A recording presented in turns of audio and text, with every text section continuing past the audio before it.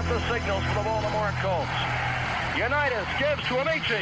The Colts are the world champions. Amici scores. It's amazing, sensational, dramatic, heart-rending, exciting, thrilling finish in the history of college football. California won the big game. 5 seconds left in the game. You believe in miracles? Yes!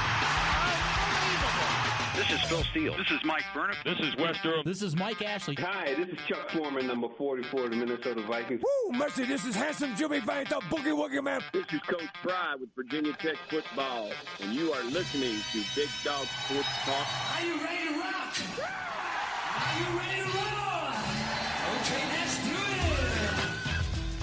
it. You're in the doghouse with Rick Watson on Big Dog Sports Talk, presented by Pulaski County Sports and Entertainment. Join us in the Family Fencing Studios and chime in on the McClellan Chiropractic chat line. He's keeping cool with help from Little River Heating and Air, but this show is straight fire. And now, the big dog, Rick Watson.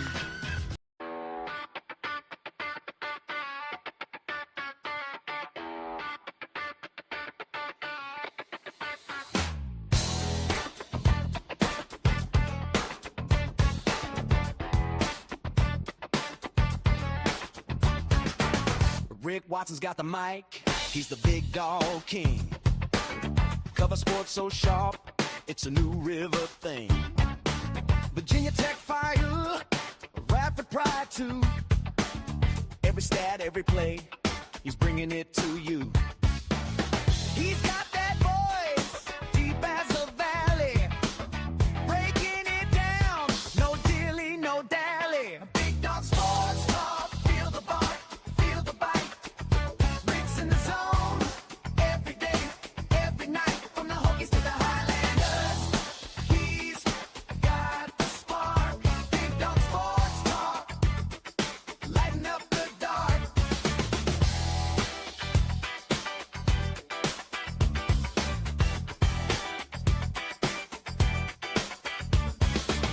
He's got the scoop, faster than a sprint. Calling plays like a coach, every word's a hint. From the courts to the fields, the stories unfold. Rick's play-by-play, worth its weight in gold. With a laugh and a growl, he'll pull you in.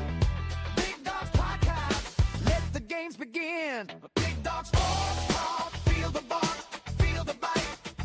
Wherever you might be. Every day, every night, from the Hokies to the Highlanders. That's Henry, the Hump-Day camel, Big Dog Sports Talk, lighten up the dark.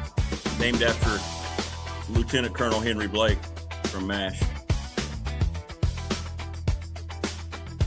Whenever you see Henry, you know it's Hump-Day. Coming up, Kion Brown will break down the Final Four.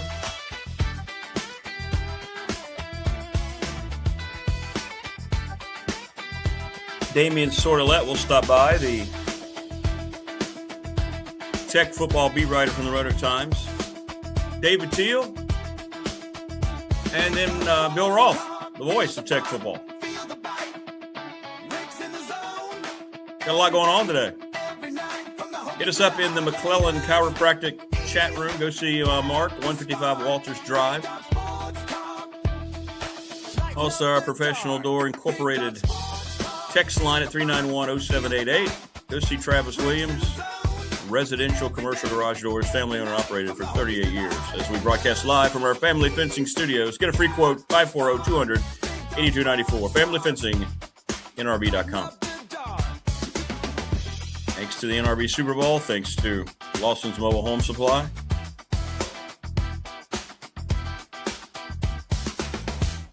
And thanks to you, wherever you might be here on this glorious Wednesday. Going to be a little overcast today. Hope the rain stays away. We have lacrosse today at 3. Also want to thank Sundown Electric, our newest sponsor. Excellent reputation, long list of satisfied customers, and superior craftsmanship located down in Elliston. Go give the Smith guys a call and wherever you might need them for, they will do better than anyone else. Family Fencing. Ready, Set, Fun. ReadySetFun.com.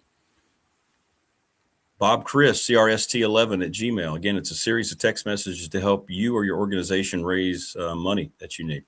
National Bank member FDIC, the exclusive banking partner of this program. I just closed my refinancing deal with them. Awesome. The attorney, Ryan Pry. Everybody is saying Arizona and UConn's going to win so far. Our BDST fan question of the week brought to you by the attorney, Ryan Pry, 701 West Main Street. As a matter of fact, every one of our 12 answers has had Arizona and UConn. Little River Heating and Air, 295 Radford Street in Christiansburg. The best in the business, 540-553-2971. That's Charles Lee. Pulaski County Sports and Entertainment, the presenting sponsor of this program. Racetrack is open for business. Go have a great time. And we already told you about McClellan. We've already told you about Family Fencing. Great stuff. Great stuff.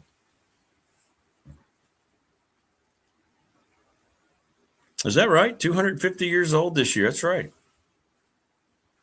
Wow. What's up, Vic? Yep. Bet the family farm, bet the family tractor. Go count your head of livestock and put those on the bet too. I believe you're right. Arizona going to come away victorious. Feels like that. Well, it could be wrong, but it feels like that. So we had baseball last night on a Tuesday at Williams Field. Beautiful night. Virginia Tech and Radford. Really big crowd. But the end, Tech jumped out early, kind of took control of the game. Radford never was really in it after the couple second inning, but it morphed into one of those things that turns out to be what's wrong with midweek college baseball. You have to understand when you go to a midweek college baseball game that the whole setup is usually different, from the lineup to the way they use pitchers to everything. It's basically a scrimmage. It's basically extended work, getting work in, but it counts on your record. Last night, there were a total of, I want to say, 16 pitchers used between the two teams. 16. There were 7 hit batsmen between the two teams. Tech hit 5 Radford hitters. And there were 13 taken called strike threes. I've never seen anything like that. Guys just would not swing the bat, especially in a game that was lopsided on the scoreboard. And by the way, you start a game at, officially at 6:05. And when you walk out of there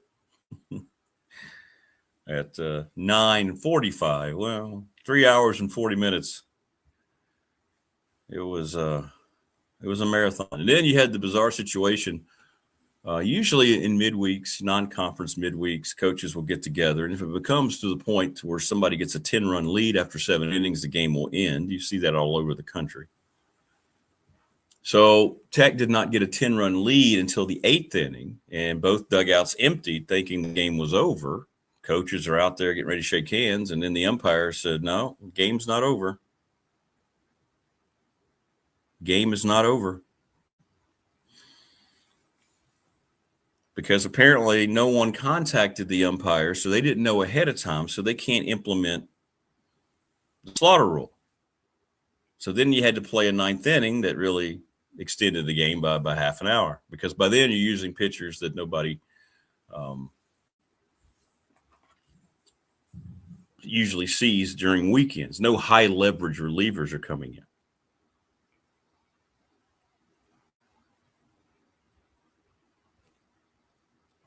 So, yeah. Tech goes to Miami, and Radford gets to host USC Upstate coming up this weekend. So that was my Tuesday night, the never-ending game. Bizarre. Never seen both dugouts empty thinking the game's over, and the umpires send them back, say, nope, nobody told us. We got to play the 9th. Okay. At that point, it was 13-3.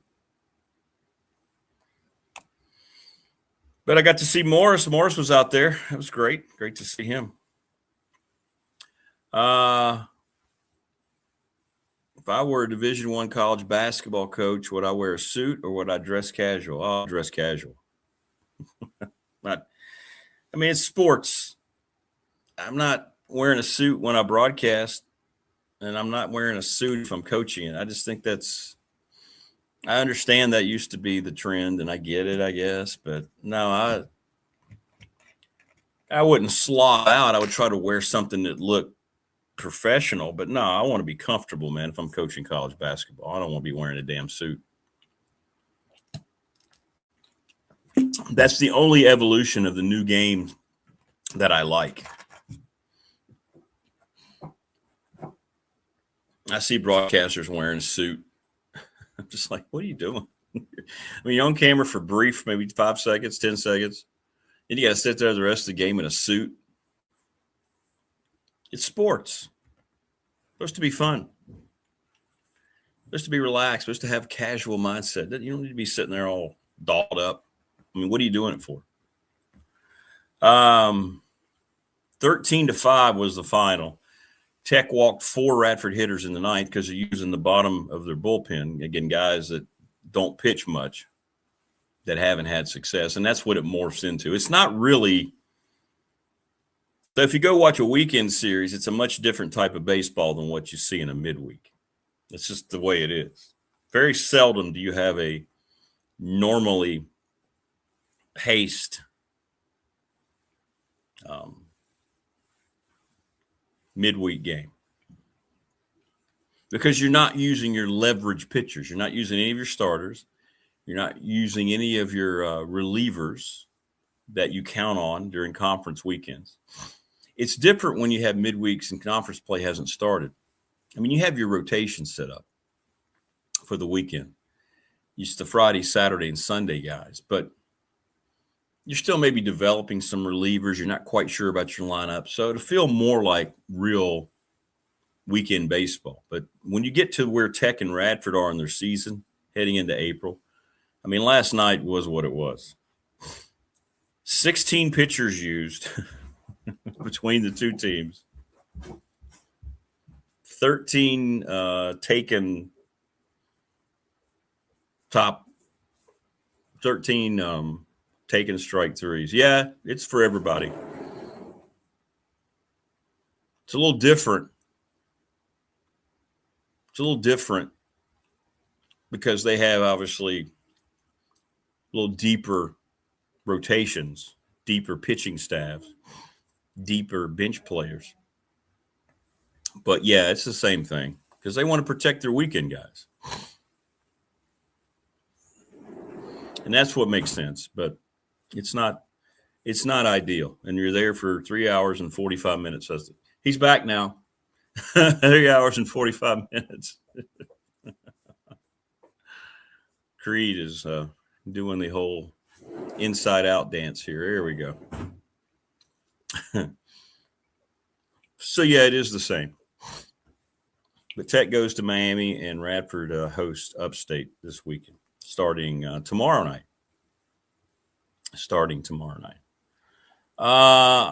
Vic, I think it just shows you, puts the final nail in the coffin for me with the NBA.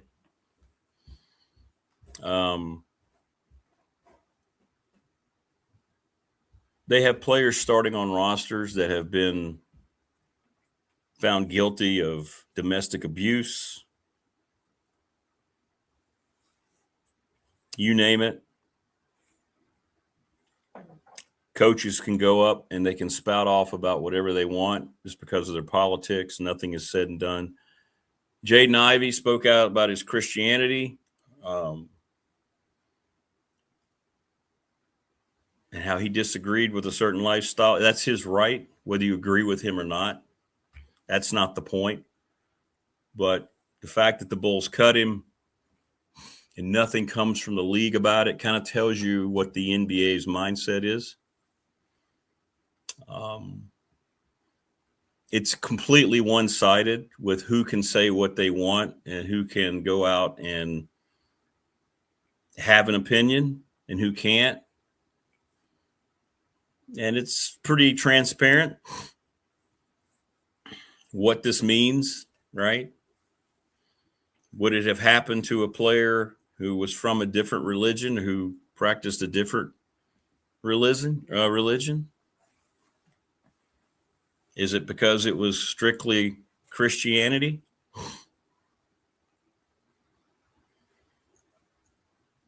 Good morning, Chris. How are you? I mean, actions speak louder than words.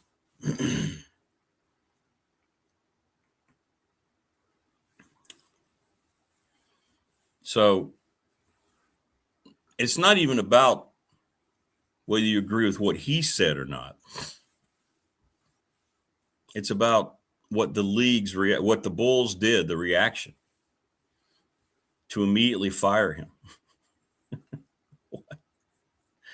But yet, if he'd had an opinion that the league promoted, even if it had been, I don't know, something critical of something else, he'd have been just fine.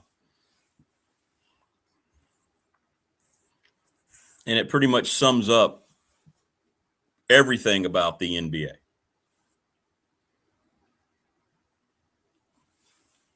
I mean, it's a horseshit league that has no leadership, that is an unwatchable product, and they've allowed their politics, they've used the entire platform, just like you see the access media and Hollywood and what they use to get across what they believe. Exactly. Steve Kerr can get up there and say whatever he wants. It's just fine. Anybody else can say that because it falls in line with what the league believes. But somebody gets up there because, of their Christianity, what they feel like they're strongly about. He didn't say anything derogatory. He just said, this is what I believe. He was asked a question, or maybe he just said it himself. I don't know. But yet he gets fired, gets cut. So there's going to be a massive lawsuit. It's going to be bad for the NBA for a while. They will ignore it. They will do nothing. That's just the way it goes today. You won't hear a word from Adam Silver. You won't hear a word from anybody from the Bulls. But this whole thing with Jaden Ivey's, I don't think it's just going to go away like they want it to be. Yeah, he didn't have any hate speech. He didn't go into any derogatory comments. He just said how he felt about it.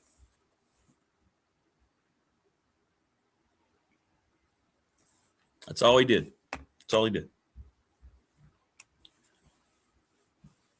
And that's where one of the biggest problems that you have today. It's okay to cancel people in certain escalations, but in others, it's just completely ignored and even encouraged.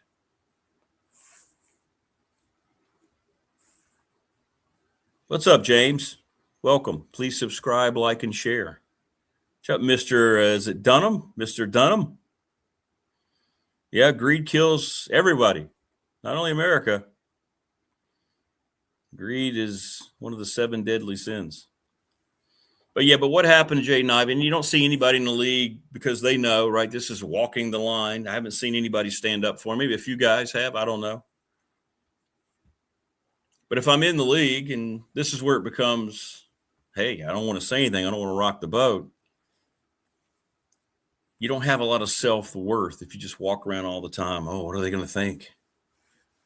And like I said, it'd be different if he had hate speech. It'd be different if he said something that was, and you got to go, no, you can't just put down a group of people. You may not agree with a lifestyle, but you don't put those people down. That's their lives and how they live, and that's who they are. But that's not what he did. But the question I will answer, Vic, is I believe that if he were not Christian, this would not have happened. I 100% believe that. 100%.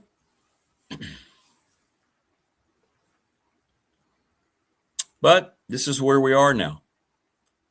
This is where we are in this country. We're going into Easter weekend, and watch how it is not hardly even mentioned. It won't be mentioned by anybody on, in sports, television.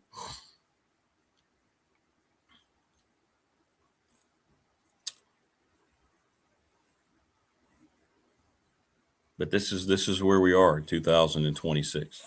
Yeah. But all it does is reiterate what I already thought about that league, so it's fine. It's not like oh no, I can't believe. After the way the NBA was with the kneeling and the immediately hating half the country after the election, good luck. Enjoy. Have a great league. Cheers.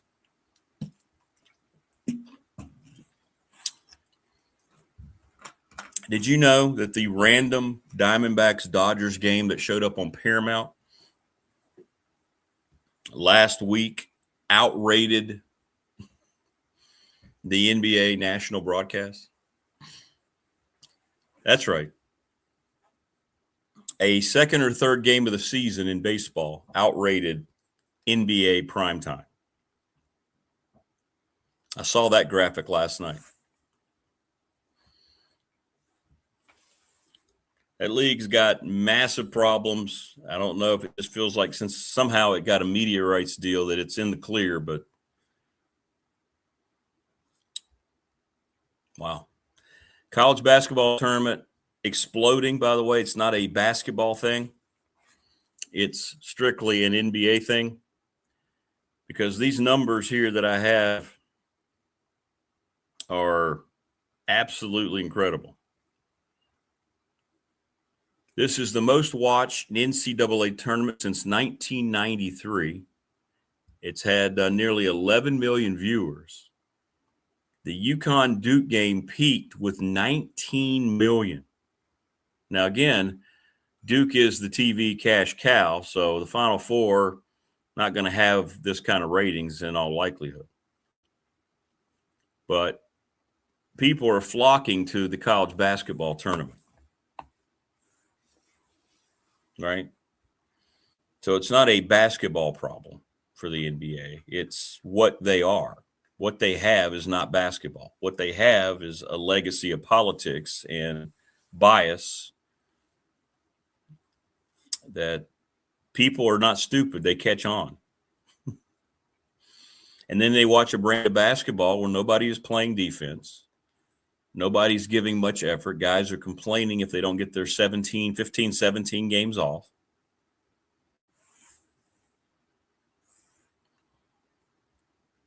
The culture of that league is destroying it. Nobody cares. Nobody cares. And, man, I tell you, I used to love the NBA. It used to be, for me, it was the NFL and the NBA. So it kind of breaks my heart, to be honest, to see where it's at today. I absolutely loved the NBA back in the day. I did.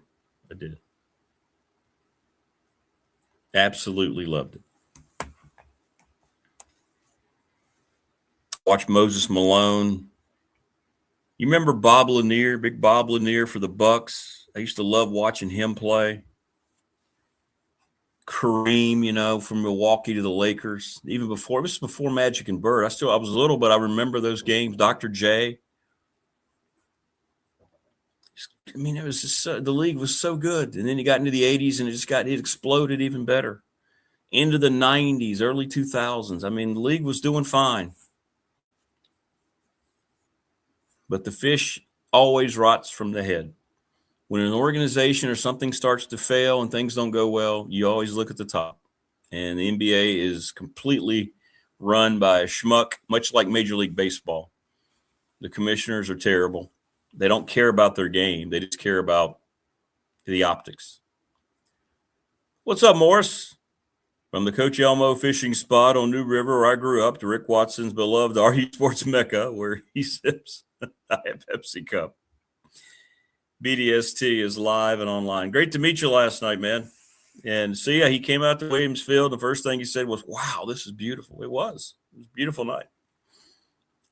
Game wasn't very good, but it's a beautiful night. That was good to see you, man. Thanks for coming out. And we are going to do the show meetup. We're going to do it. We're going to do it at the Super Bowl. I'm going to wait till the seasons are over with. We're going to get into the summer a little bit. Coach Elmo will be back and settle down. And yeah, Coach Elmo is going to be there. We're going to try to get Byrne up there. So yeah, we're going to do that. I don't know. Sometime in the summer, we're going to do that.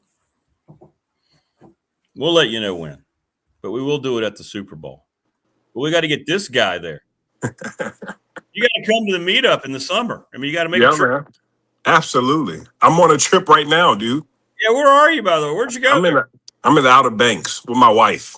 Are you really? Yeah. The spring break for me. Oh, that's cool. So that's a real backdrop. That is a real backdrop. Oh, that's sweet. Look at that. Oh, KB's got the Outer Banks. That's beautiful. Wow. Yeah, man. This is my wife's thing, man. My wife's family is having a vacation. She said, you're going. And I'm having a good time, though. I'll say that. I'm having a great time. Thanks to her. Good. Yep. Good. There you go. Well, good. Yeah, right. Congratulations, man. Congratulations. So that just looks fake. Yeah, for a second there, I thought maybe you had like a new screen. I'm like, oh, that's cool. But no, that's real. That's a real thing. It is a real thing. I love the way you can see how the sun's coming up from the coast. That's the way it works. Yeah, it's kind of cool. So it's not here yet, but it will be. Yeah, it's coming. Cool. But can I say UConn is a blue blood? Can we start off with that? Oh, here we go. Can we please start off with that? Sure. Come on, man. What are we doing? It's been 30 years, man. Is that long enough? No, seriously, is that long enough? 3 decades? Come on, dude. Absolutely. They didn't come on to the mid to late 90s. Yes, mid-90s, yeah. Won the first chip in 99. Yeah, absolutely. Every coach that they've had since Calhoun has won a championship. They've built something. What happened to Kevin Ollie? You mentioned him. What happened to him? Yeah, it was a crash course for him. He won that national championship, but then it went down some administration stuff. You know how that behind-the-scenes stuff goes. Yeah, man. I always wondered because it looked like he was going to be the next star coach there. Yeah, absolutely. Okay. All right. He had one of the most impactful runs, and I'll tell you why. It's because he had Shabazz Napier on that team, and after they won the national championship, this is when I was still at Radford. He won the national championship.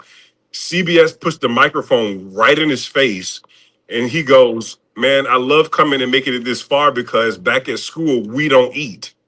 And he said, no, we literally don't eat. We need more food at school. So the next day, the NCAA changes the rule. And then they're like, all right, you can have unlimited meals based on what your athletic department spends on you. So everybody at Radford was eating good the next day, like in the snap of a finger. Because when I first got to Radford, they could give you a peanut butter sandwich. But if they added jelly and made it a peanut butter and jelly sandwich, it was an NCAA violation. That is true. For all our listeners, that's a real thing. So in today's world, he probably would have just been okay, right? Yeah. Right? Nobody would say anything to him? Is that right? Yeah, he would have been fine. He'd have been fine. Over a sandwich. A sandwich could have cost you your eligibility. What world do we live in with the NCAA? Ridiculousness. Yeah. I remember getting lectured, former player of ours, it was pouring down rain. I mean, it was pouring down rain. He's coming across the bridge. He didn't have an umbrella. So I said, hey, man, jump in. Well, word got out. You gave a benefit. What? Yeah.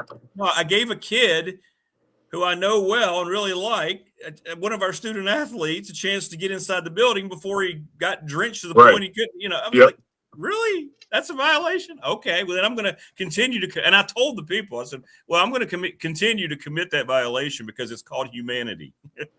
And then at the same time, that's when we would walk to Deadman for practice in 5 feet of snow. And then all of you guys would just zoom past us down the bridge. And all of my teammates who didn't follow college the way that you think a Division I athlete would follow college, like, why can't they take this? I'm like, keep walking. That's right. I'll explain later. we're all just like, we'll see you in a little while. Sorry. I'll explain later, dude. It's Wow. 2 degrees out here, pouring down with snow. Y'all sliding down the sidewalk. Exactly. Yeah. Oh man, those were the times. Wow. But anyway, we're in the Final Four. Yeah. Your thought? I hate Arizona. Michigan's not going to be the final game. Yeah, Really because that's essentially, to me, the championship game. I don't think UConn is good enough to beat them. I love Illinois, and I thought that they would beat Houston in Houston, but I just don't think that they have enough. Especially, I think it's Arizona's to lose. Yeah. And we've been high on them since the start of the tournament, and rightfully so. They're putting on display why. So dominant, can shoot the three when they need to, can play on the inside. You know, they're just the team that's been consistent all season long. And, you know, if Duke would have been 100% healthy coming into the tournament, I probably would have favored them because of how well they were playing against the Michigan States on the road and Michigan in the neutral court. And, you know, just how they dominated the game. But when the tournament started, you and I both said it, somebody's going to get them. Now, the way that they got was self-inflicted. There was a lot of stupidity losing such a big lead. But at the same time, that's March. Yeah. And every time something's in March, you know, you're going to get that text message from me, March. That means something happened that you just wouldn't expect. And it was Caden Boozer with a freshman mistake, not holding the basketball when that's all you literally had to do. You squeeze it, right? Just get down in the hunch and squeeze it. That's all you got to do. Watch the clock, and you're going to get smacked around. You don't even take a jump ball before you take a deflected pass that leads right into the hands of a flow of offense that turned into, you know, transition offense that's so hard to cover. That's what you'll take. But again, freshman mistake. As good as a Camden Boozer or Caden Boozer are, those are two guys that just, they've never been in that situation. It's almost like Braden Smith and Fletcher Lawyer when they were at Purdue and they were playing against Fairleigh Dickinson in the tournament 4 years ago. Yeah. The pressure was too much, but they were true freshmen.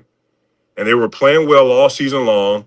You have Zach Edey, who's the National Player of the Year, but you also have 2 freshman league guards that don't know how to handle that pressure. Kind of got a glimpse of that with Caden Boozer.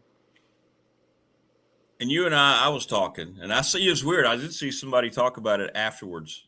I don't think he has a spot in the next level. Not that the NBA is some kind of grand, you know, appointment nowadays, but I mean, I don't see him continuing very successfully in his pro career. And you mean Cam Boozer, right? Cam Boozer, yeah. I don't see him having a spot. Yeah.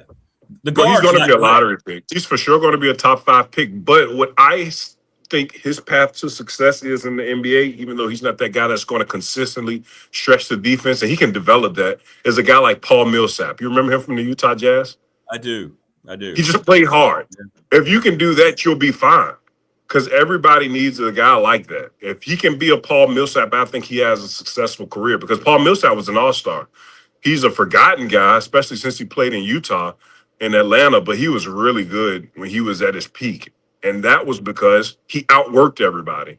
And that's a skill set that Cam Boozer has. He plays extremely hard. And he's physical. He'll continue to grow into that body. He's only 19 years old. He's a young man who will continue to grow. His dad was in the league. So he'll be experienced as far as what to expect when he gets to the NBA. So his dad was a beast. I think ultimately he'll be fine. Will he be an AJ DeBonza? Will he have a ceiling like AJ DeBonza? I don't think so. Does he have a ceiling like a Darren Peterson? I don't think so. Does he have a ceiling like an Acuff Jr. out of Arkansas? I don't think so. But at the same time, he's going to add some type of value because of how hard he plays, his physicality, and that strength, in my opinion. He needs to look more like you, though, in the shoulders and the chest. Yeah, I noticed him the other day in an interview. Yeah, he's not going to be able to do all this backing in and thinking he's going to get leverage against those guys. Those guys are going to be like, "What are you doing, man?" They're just going to bounce. He'll grow into that. He definitely will. You can see his dad in that body frame. When you want to see how big somebody will get, look at the dad. Look at the dad's upper body and look at the mom's legs. That's what you got to do. That's what you got to do. Hey, Carlos, how are you? My name's Rick. Can I see your wife's legs? Yeah, there you go. I know we had a teammate who will remain unnamed, who would always pick his girls based on their athletic ability and based on what the potential kid could be. Oh, wow. Yeah, man. Oh, Wow. Who would that have been? It was me. I'm not even Was that lying. you? Yeah, I'm not going. That was you. Yeah, you see my wife now. She's a bodybuilder. Is she really? Absolutely. Wow. Yeah, she had to go through a combine before she got selected by me. Yeah, I had to run her 40. I had to see her shoe size. I had to see her wingspan. She got a long wingspan. That's a real thing. That's pretty cool. Cool. Hey, T-Bird's asking, Kion, do you see the Dolphins out this morning? Are they out in the ocean? I do not. I'm going down there in a second, though. But it's getting brighter and brighter. You going to get in? You going to jump in the ocean? I'm putting my feet in there. Yeah. I don't do water. No, I don't like jumping in an ocean. I'm with you. Yeah. I don't like jumping in a pool. I'm good. Yeah. I don't care how tall I am. Dude, my feet are the most that's going in there.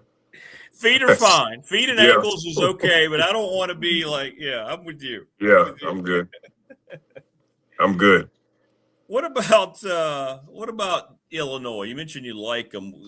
What have they done to get here? They've kind of just snuck into this thing, right? I don't know anybody had them in the Final Four unless they're Illinois fans. Maybe somebody just being loyal. But what is it about Illinois? How do you think they've gotten here to the Final Four? Coach Underwood paying his dues, and it's just being his time. And we say this all the time. If you make it to a Final Four, you had a successful season. Those guys have been right there in that next tier of the teams that we thought could be a team that made a run. We knew about Duke. We knew about Arizona. We thought Houston could make a run. We knew about Michigan when they were healthy.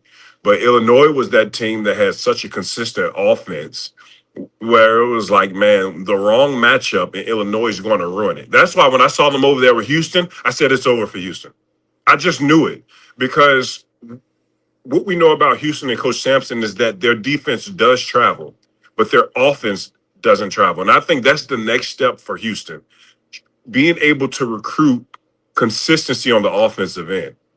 They play so hard on defense. They're the best defense in the country, in my opinion, that it takes away from their offense. You might have to take your foot off the gas a little bit if you want to see some change come this time in March. They always make it to the second weekend, but once they get that matchup against a squad like Illinois, who plays such explosive offense and can shoot from the three, can play from the mid-post, can drive the basketball, can be physical on the inside, can offensive rebound, can knock down free throws, they always struggle. So I thought that would be the key for Illinois in this tournament. You get the right bracket, you'll be able to make a run. And then fortunately, you get an Iowa team that knocks off Florida, so you're in the path least resisted heading into the Final Four. You get that matchup, you knock out a really good coached Iowa squad, and now you find yourself in the Final Four. So hats off to Coach Underwood because he deserved it.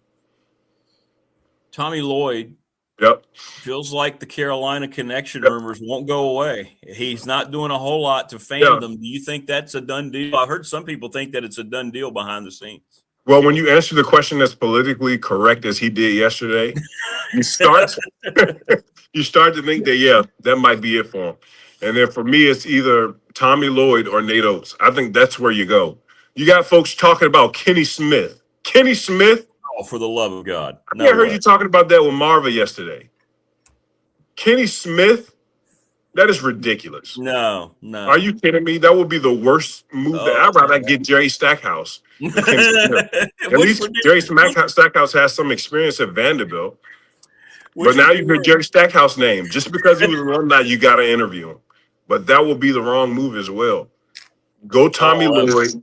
You go, or you go Nate Oates. That's it. That's the only place you go if you're North Carolina. You don't look. You got to go outside of the family. It's 2026. It's time to move on. It's time to grow up. Dean Smith, it's over.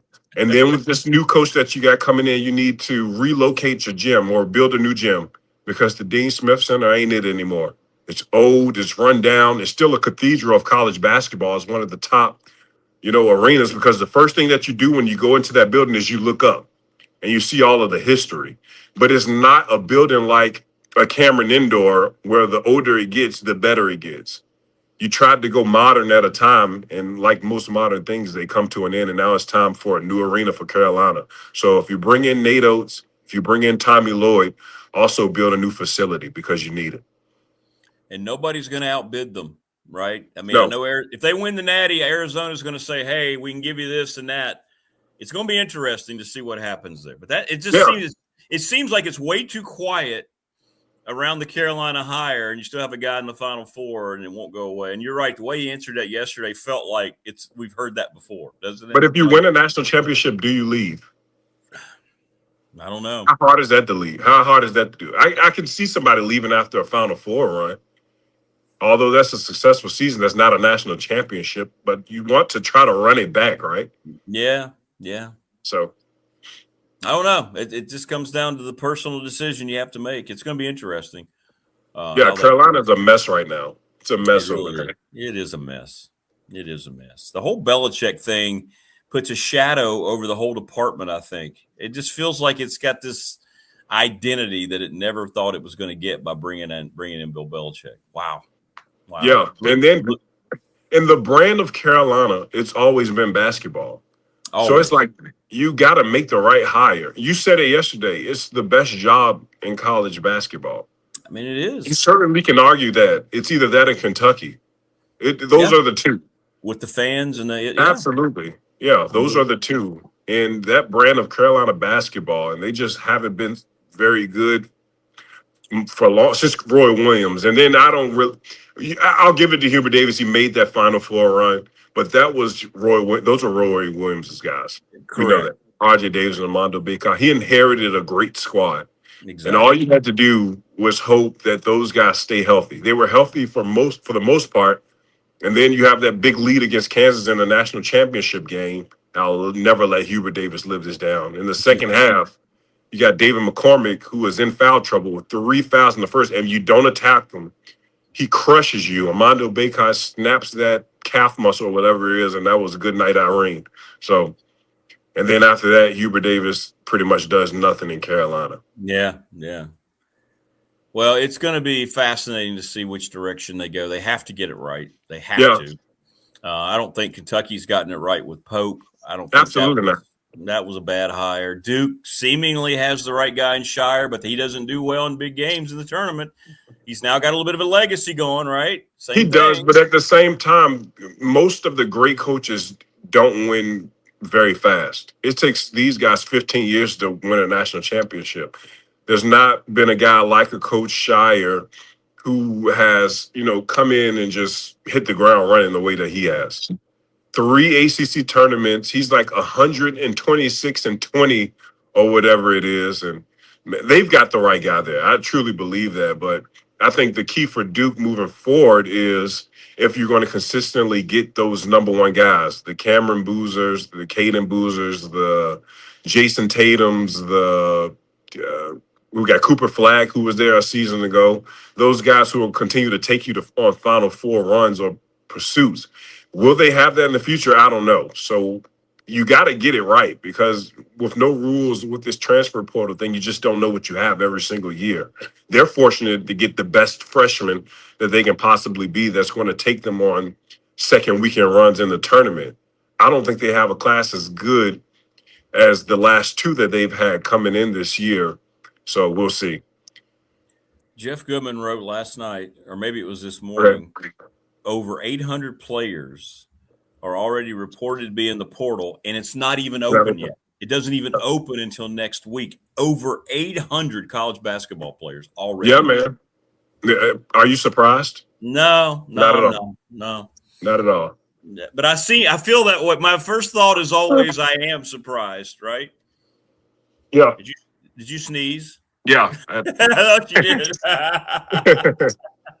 But yeah, I've never seen. I mean, you're right. I'm not surprised, but it's like when you realize that many are in there and it's not even open yet. It's just bizarre to me. It's the pre-portal. I learned about a pre-portal. I didn't know. There you go. No, it's a real thing. You see the guys making announcements. I intend to put my name in the transfer portal once it opens.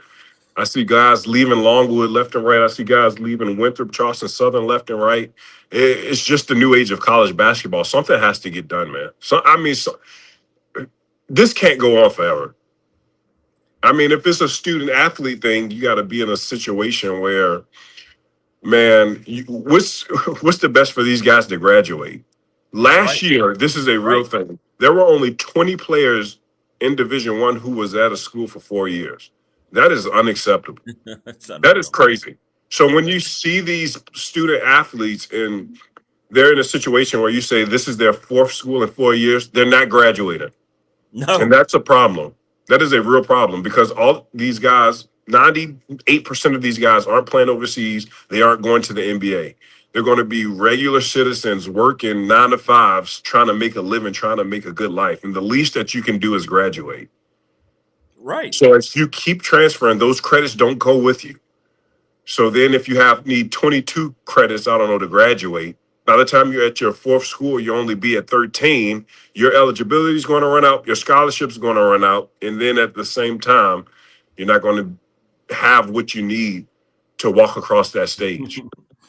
So unfortunate. And people don't think about that, and it drives me nuts. Prometheus says it right. You go from no jelly, your story from earlier, to $3 million contracts. Yeah, and then that's not everybody getting that. So just because you're entering the transfer portal doesn't mean that you're getting money. The transfer portal is a trend right now. It is not what's best for these guys' career, what's best for these guys' lives moving forward. It is a trend. It's the sexy thing to do. And if you're able to stay at your school, stay, develop, outwork the man that's right there with you that plays the same position as you if you want playing time. That's how it was done before this transfer portal. That's how it needs to continue to be moving forward, which it isn't right now. They just out-recruit you, over-recruit you. But these guys are putting themselves in position to where, you're just not going to have a successful career outside of basketball. And that's so unfortunate. It's actually heartbreaking to me. But if the NCAA doesn't care, these coaches are going to think, why should I care as well? It's not about the relationships. That's why you got Will Wade like a thief in the night. You wake up, he's the NC State coach, and then you wake up, it's like, my goodness, he's at LSU. I'm back. Well, in the NCAA, I'll say this: they have the self-awareness to know they have no power. I saw it 2 days ago. They lost another lawsuit with FanDuel, the betting, something about the way they can promote. Hey, look, if you've got a contract with them, you can't all of a sudden say you're against betting. Yeah. Every court case they go into, they lose. And so they know that. And I don't know how it's everything. I don't know, KB, what's going to happen to make it. How do you wrap your arms around this now? I don't think it can be stopped. I really don't. Yeah, it can't be. Who's going to do it? I don't know who's going to do it. I don't. That's their problem to deal with. Great thing we don't have to, but you got to put some type of committee out there. I mean, you just have to put rules in place. If you're going to have a buyout or a transfer market, 2 year, the least you can do is 2-year contracts. If you transfer, there has to be a buyout, just like the coaches. That's the best. Yeah. I mean, let's start there, right? I like that. Sure. I mean, we got to do something, right? 2 years at least. Yeah. The schools can start doing it. I said this all along. There's no rule saying you can't. If the SEC, let's just talk about the football side, were to say every pay-for-play contract we have is going to be what you're saying, 2 years, penalties if you leave, incentive clauses, you get paid like a professional the way it's supposed to be drawn out, then maybe you get some sanity in all this. I don't know. The high majors don't want that, though, because they know they can't go to the Big South and steal a Carleague Jones. Yeah, exactly. Right? That's the problem. Cheaply. Right? Right. You got Coach Jones developing this guy, making him who he was. Well, Carleague Jones was always that guy, but you know what I'm saying. Continuing to develop him and make him one of the best players in college basketball. And then, he becomes the number one transfer portal, golden jewel when he puts his name in there. And now everybody says Carleague Jones, Louisville, when we know that he was a Radford Howland. He's a Highlander. Come on. Right? So at least if you're going to steal the players that we find in these small gyms in the AAU tournament, that we find, in the small cities of Ohio, we get some type of compensation for you coming and stealing them and he coming to your program. Yeah. That's how I look at it. Yeah. Yeah. And that realization has hit all the coaches in the Big South. I like to have conversations before we turn the mic on. And trust me, every one of them says, we know we're going to lose all of our guys. Yeah. We know it's going to be 13 or 14 new guys every year. That's what we sign up for now. And we have to just swallow hard and go forward and try to find a new team every year. And some coaches are embracing it, though. They're saying, all right, I can't pay you the way Arizona, a Power 4 school can pay you.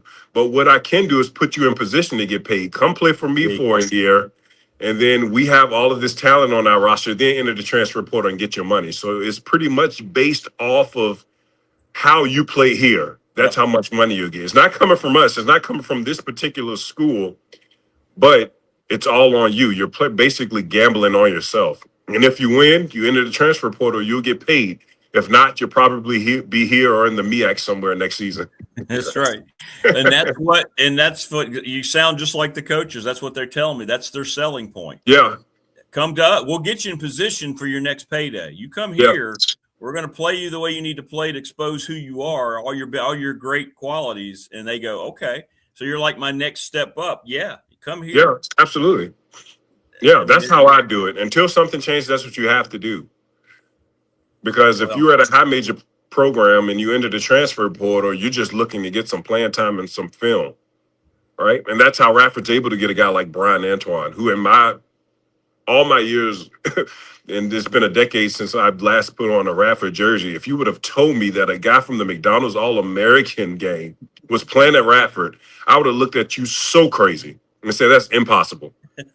But there are some perks to the transfer portal if you're able to recruit right. But now this thing's just out of hand. Tech has lost 3 players.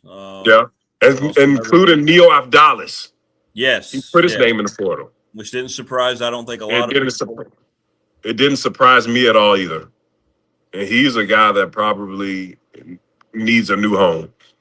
He had that one game versus, Providence earlier this season, and we thought that he was the best thing since back pants pockets. And after that, it's been, I don't know what it's been.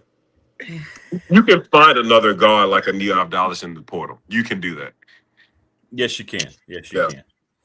I want to ask you something that has nothing to do with sports. Somebody was asking me, I don't know if it was here on the show. Yeah. It may have been personally. And I said, I'll tell you who you can ask about that show. It's Kion. If I'm not mistaken, what do I know? My brother from The Wire is your all-time favorite show, correct? The Wire, we'll say, for sure. I have so many, but yes. You love The Wire. Right. It's like a coin flip. If you ask me this today, I'll say The Wire. If you ask me tomorrow, I'll say Breaking Bad. You ask me the day after that, I'll say Better Call Saul. I know you like both. Yeah, all 3 of them. But so somebody was asking me about The Wire. I said, I've never seen it. I've not intentionally not watched it. I just never have. Yeah. And I said, I'll tell you who does love that. And I said, it's Kion Brown. I believe it's absolutely. So many of The Wire references when I'm broadcasting the game. So many. And it was so relevant to that early 2000s time, showing you how they imported the narcotics, showed you how they used the media for the narcotics. Every season it went a different route. So the last season ended with how the school system is.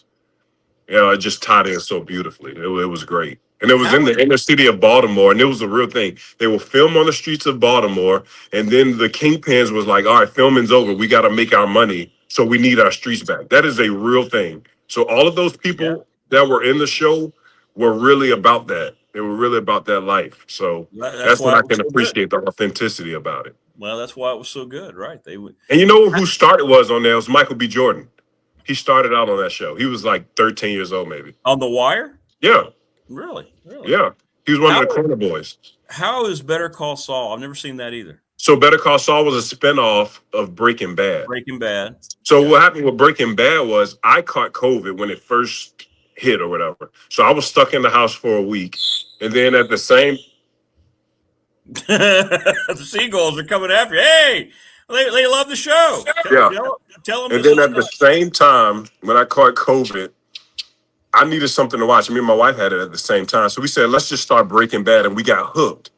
So then we noticed that Vince Gilligan, the guy who made Breaking Bad, he grew up in Richmond. So that made us fans automatically since he's from the same place as us. And then we just started Better Call Saul, which was actually on at the time we finished. So we just picked up from there and everything was great. That's a great one. That actor is the guy who's in the Nobody movies, right? Yeah, he also played in Malcolm in the Middle. He played in a lot of Daniel Cranston, I think his name is. Yeah, he was great. But the guy who played Saul, that was... yeah. That's Bob Odenkirk. And that's the guy that's in the Nobody movies, right? Yeah. Okay. Yeah.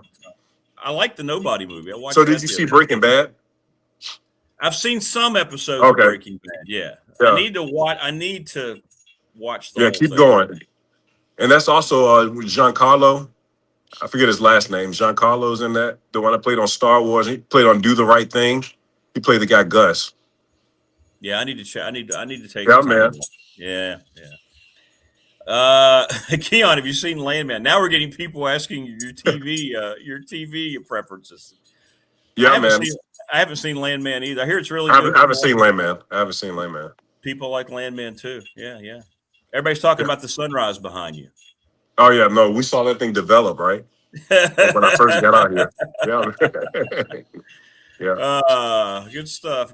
Which is better, Space Jam 1 or 2? Oh, it's absolutely. We already know it's better. It's the one with the greatest basketball player of all time, the real 23. Space Jam 2. Absolutely. Space Jam 1 was so bad that they had to re-release it in theaters 3 times. That's a real thing. That is a real thing. They literally had to put it in theaters 3 times because they didn't make a profit. Did Space Jam 2 even make it to the theater? Oh, absolutely. It was the first movie that came out right when the movie theaters opened. So it was the #1 movie when it came out. Number 1 movie in America. There we go. And that lasted about 2 hours. Yeah. The thing about, but I'll say this, the thing about a Space Jam is like a movie like, I like Coneheads and Willy Wonka. We talk about Willy Wonka. That stuff ages. It gets better as time goes on. And I'm talking about the first Space Jam. So, I just joke about it doing awful when it came. The truth. It actually happened. I'm not lying to you. It came out 3 times in the movie theater. But like I said, it's one of those movies that age like wine. The more time that goes on, the better it gets. Like I watched Coneheads twice last week. I love that movie. I love that movie. With Dan Aykroyd, yeah. I cannot get enough of that movie. Yeah. TP says, Kion, you lost our credibility just now about Space Jam. That's funny. I like, right. Yeah. And one of my all-time favorite movies is Young Frankenstein. And every time I see it, I end up laughing more. That's one of my favorites too with Gene Wilder. Yeah. And that's one of my mom's favorites too. So well done. That's classic. Oh my Lord. Anyway, we could talk movies all the time. Yeah, absolutely. Well, we'll do that one day. The season's almost over. We'll get into one of those. Yeah, we'll get into your pop culture. Yeah. We need to get you and Dwight Vick, man, is a movie that guy. Now he's a movie guy. Okay. He knows his movie. Yeah, so we'll have to do something. That'd be fun. Well, listen, enjoy your day at the beach. How long are you guys down there? We're here till Friday. Oh, okay. So you got some time. You got some time. Absolutely. Yeah. All right. Well, enjoy. Remember, your ankle's only about right above your shins. You don't want to get out there and make it any deeper than that. So yeah, I'm good. I'm about to go out there right now. So Arizona, UConn? Absolutely. That's who I got. Thank you, sir. Arizona and UConn. Arizona's cutting down the nest. Tommy Lloyd gets his first national championship, and then nobody cares about that the next day because they're going to worry about if he's going to take that North Carolina job or not. Well, no, he's gonna show up in Chapel Hill after the celebration wearing powder blue. And hey, yep, Arizona's going to win. They're going to ask him about North Carolina 20 minutes after at the presser when he's in front of the meeting. No, I'm very happy here. I love it here. We just won a national title. What are you talking about? Ladies and gentlemen, we'd like to introduce our next basketball coach. Here's Mr. Tommy Lloyd. At least Carolina fans will be happy. Yeah, that's true. Except the old heads. The old heads are going to want Dean Smith protege. They will. It's over, old North Carolina fans. Just move on. Just stop. Yep. Yes. There's nobody's out there. There's nobody out there. All right, brother. Y'all have fun, man. Enjoy. All right, brother. All right, man. I appreciate you, man. Appreciate you. Y'all have fun. Kion Brown here on the program. Great stuff. The bird was giving him hell out there, wasn't he? Did you see the bird? What's going on there?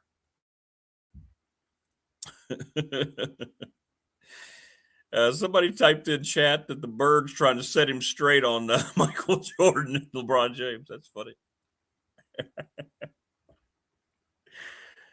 Damien Sordelett scheduled to join David Teel and Bill Roth here as we motor along.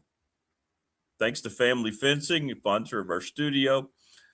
McClellan Chiropractic, Professional Door Incorporated, sponsor of our text line. Mark and McClellan, our chat room, which is always a highlight of the show. Pulaski County Sports Entertainment, the presenting sponsor of this program. Little River Heating and Air, 1095 Radford Street in Christiansburg. The NRV Super Bowl, 382-5525. Lawson's Mobile Home Supply. The attorney Ryan Pry in Radford. BDST Fan Question of the Week. Trust and Estate Planning. National Bank, member FDIC. The exclusive banking partner of the program. Ready Set Fund, ReadySetFund.com. Bob Chris, reach out to Bob, BOBCRST11 at Gmail. And Sundown Electric, thanks to the Smith Brothers for sponsoring the program. Good stuff.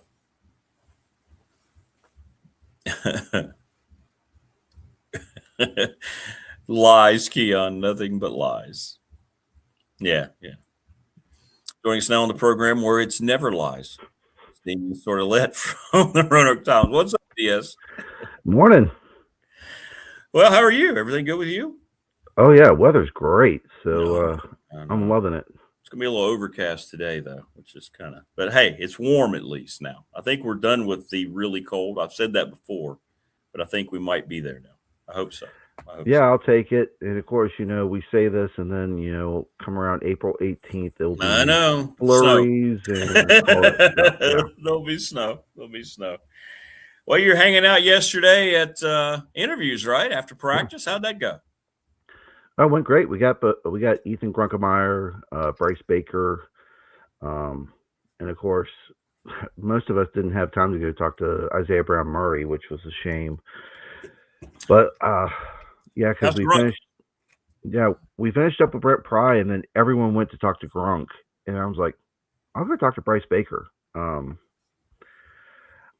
It wouldn't shock me to see him on the field. He is very articulate. He is well spoken, and I'll tell you this: he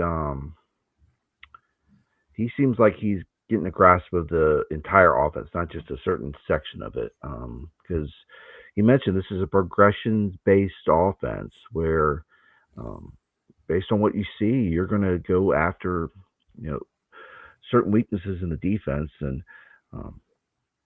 he seems like he's adjusted well to Virginia Tech. He said the year at North Carolina last year was a blessing, even though he didn't get on the field. He got to learn how you operate at a pro setting with that UNC staff. And he's grateful for, being at Virginia Tech, reuniting with Danny O'Brien, who they both went to the same high school, East Forsyth in Kernersville, North Carolina. And, that relationship has really helped out. Brent Pry needs to take off his sunglasses when he's doing an interview. He looks like he's trying to hide behind them a little bit there. But that was my observation. But how did he come across yesterday during the normal. James Franklin won't say anything about anyone. Then you ask Brent Pry about something, and he will open up and tell you exactly what you want to hear. The takeaways is Quentin Reddish is safety 1 right now.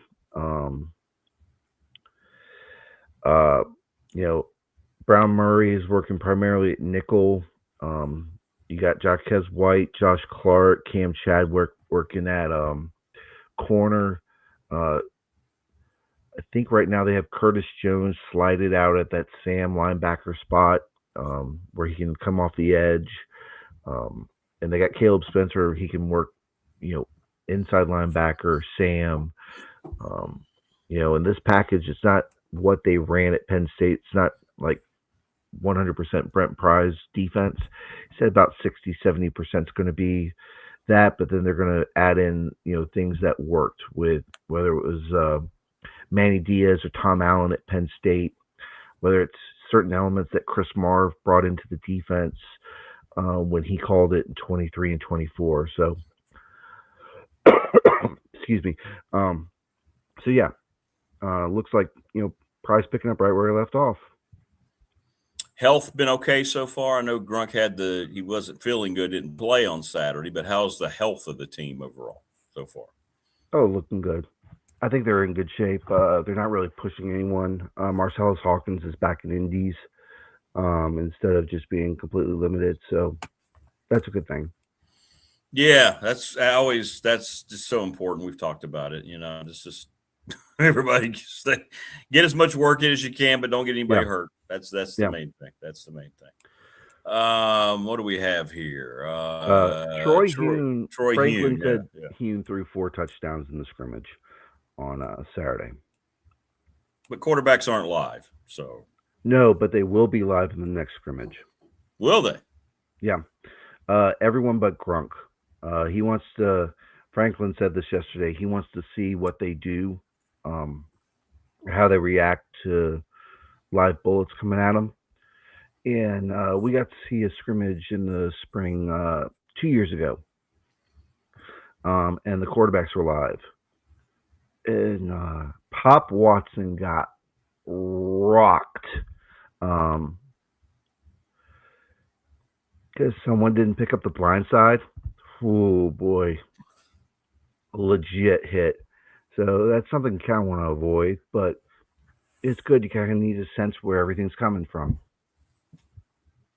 Burnup said yesterday that happened just in a random play on defense. Somebody got into I don't know, it may have been a defensive player and took out his legs, and they said Franklin stopped practice and was just furious and sent the guy off the field. Because you don't want to do that with your own teammates. You got to be smart out there, right? A little self-awareness about what's going on. So that might have been the practice that we got to see all the way through, and practice too. So you saw it, yeah. Yeah, it was. I think it was Gabe Williams taking out Bill Davis's legs. I mean, it was a great play behind the line of scrimmage. I mean, he got back there fast. But, I mean, took him out. And Franklin didn't eject him. It wasn't like the Brent Pry grab like a Johnny Dixon or Keyshawn Burgos by the face mask and say, get out of here. It was, hey, we don't do that. Go to the sideline. Now, I could see Brent Pry over there like, hey, I like that. Brent Pry's like, do that to opposing players, not to your teammates. But it's kind of hard, right? Coaches can't really have it both ways. You want to go live, but guys have instincts and they want to play the game. I don't necessarily blame the players. They're not trying to hurt somebody. But, it's how do you not go make a play when that's your instinct, right? That's what you're supposed to do. I'd rather than make the play and get in trouble in practice, and then that way they know I need to do that during the game. Yeah. Because you're going to have the offensive-minded coach who's going to be like, you can't do that. And then your defensive coordinator is going to be like, keep doing that. I like the way you got into the backfield there. I like the ability to shed a blocker and be able to make the play down, to get the play down. So, I would keep doing that and just in the defensive meeting room say, that is what I want to see when you're on the field. Well, everybody seems to be building up Troy Hune, very excited about him. But the reality is Grunkmeyer's got 3 more years. Troy Hune is not going to sit here in Blacksburg and wait for 3 years. So is this a situation where he's going to have 1 year in the program to kind of get a little bit of a reputation, develop a year in college, and somebody else is going to benefit from all that seasoning? Because there's no way both those guys are staying on the roster for 3 years. Sorry, Tech fan, that's not going to happen. Well, also, I talked about Bryce Baker earlier. He's a redshirt freshman, so he's got 4 years of eligibility. So left. Something's going to have to give in terms of all 3 of those quarterbacks, and Grunk's the one they paid a lot of money to. So right.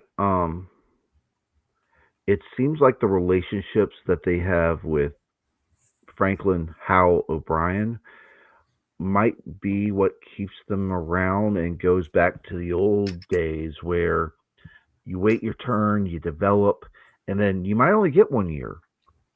You might only get 1 year to start, but then you take advantage of that. That could be what we're seeing here because, again, I got talked to Bryce Baker pretty extensively before the group migrated to him yesterday. And he mentioned he didn't want to make the same mistake again. And the first mistake was going to UNC, I guess chasing the money. I mean, he was the first commit under Belichick. And, that comes with some fanfare. He got introduced to the Dean Dome and all that stuff. I would say he's got a relationship with these guys. And I think they're talking about a relationship business. And Franklin, those guys, they'll try to find a way to take care of you from a money side. If you want to stay committed and work through the process, I think that's what they're building toward at Virginia Tech. The old school, we're not in that mindset anymore, but that's what they want to do. And what they want to do, but guys, it's come down to money. I'm sorry. Yeah. Nobody's going to sit there and turn down 7-figure offers just because, I really like my offensive coordinator. Yeah. I mean, if that happens. Now, he's got to continue to develop. We don't know what he can do. He had one good scrimmage where the quarterbacks aren't live. So everybody's, but we'll see. We'll see what happens. But I think Hume has passed Ryan on the depth chart to QB3. So now you have your 3 deep at quarterback, which is Grunkemeyer and Baker, however that shakes out. That would be the 2 quarterbacks you can put on there and win with. And you have your developmental guys, your third, which is Troy Hume. And Grunkemeyer wasn't really highly recruited coming out of high school, but I'll say this, Baker was, and so was Hume. So, again, Prometheus is right. This is a good problem to have for Virginia Tech to have. For this year, yeah. Oh, yeah. Yeah. And I could say potentially next year. And Franklin brought up A.J. Brain had 2 touchdown passes in the Wildcat package in yesterday's practice. So, yeah. Yeah. That's a lot of that's a busy quarterback room. And there's only one guy who can play that position. Right. So we'll see. We'll see. Gerdak went in the portal. Yep. For Tech on men's basketball. That's 3 now. Are you expecting? Yep. You have any updates on Hammond? Have you heard anything around him and Hansberry? What's going on there? I have no idea. Yeah. I mean, Hammond, Gerdak, and Hansberry, I thought were like the big 3 that you needed to keep. And heck, I mean, Mike Young offered Christian Gerdak a scholarship as a 9th grader. First time Mike Young's ever done that. So this means it's coming down to money. Virginia Tech just doesn't have money. David Cunningham mentioned to me this yesterday in the media room, Virginia Tech's budget for rev share and NIL last year for men's basketball was around $5 million. And rev share, you get 15% of the 20.5, and I think that was around 3.1 million, which means you have $2 million for NIL. That's not going to cut it. You think they don't have money, or they're just not giving the money that they should be giving them? It sounds like it's probably that at this point. Wow. It's the latter because you got to divert a lot to football. And I would equate a $2 million NIL budget at the Power 4 level to what Mike Jones had to work with at UNC Greensboro. Yeah, right. Because right. Your budget for player compensation is half of UVA, and it's reported UVA is going to go up to $15 million with rev share and NIL for this upcoming season. And if Virginia Tech stays at $5 million, we saw what happens to your roster when you don't have NIL 2 years ago. And we kind of see what happens this year. You think they have already verbally committed to get maybe Hammond back, and they're spending so much money they don't feel like they have it anywhere else? You think these other players already know the deal? I wonder.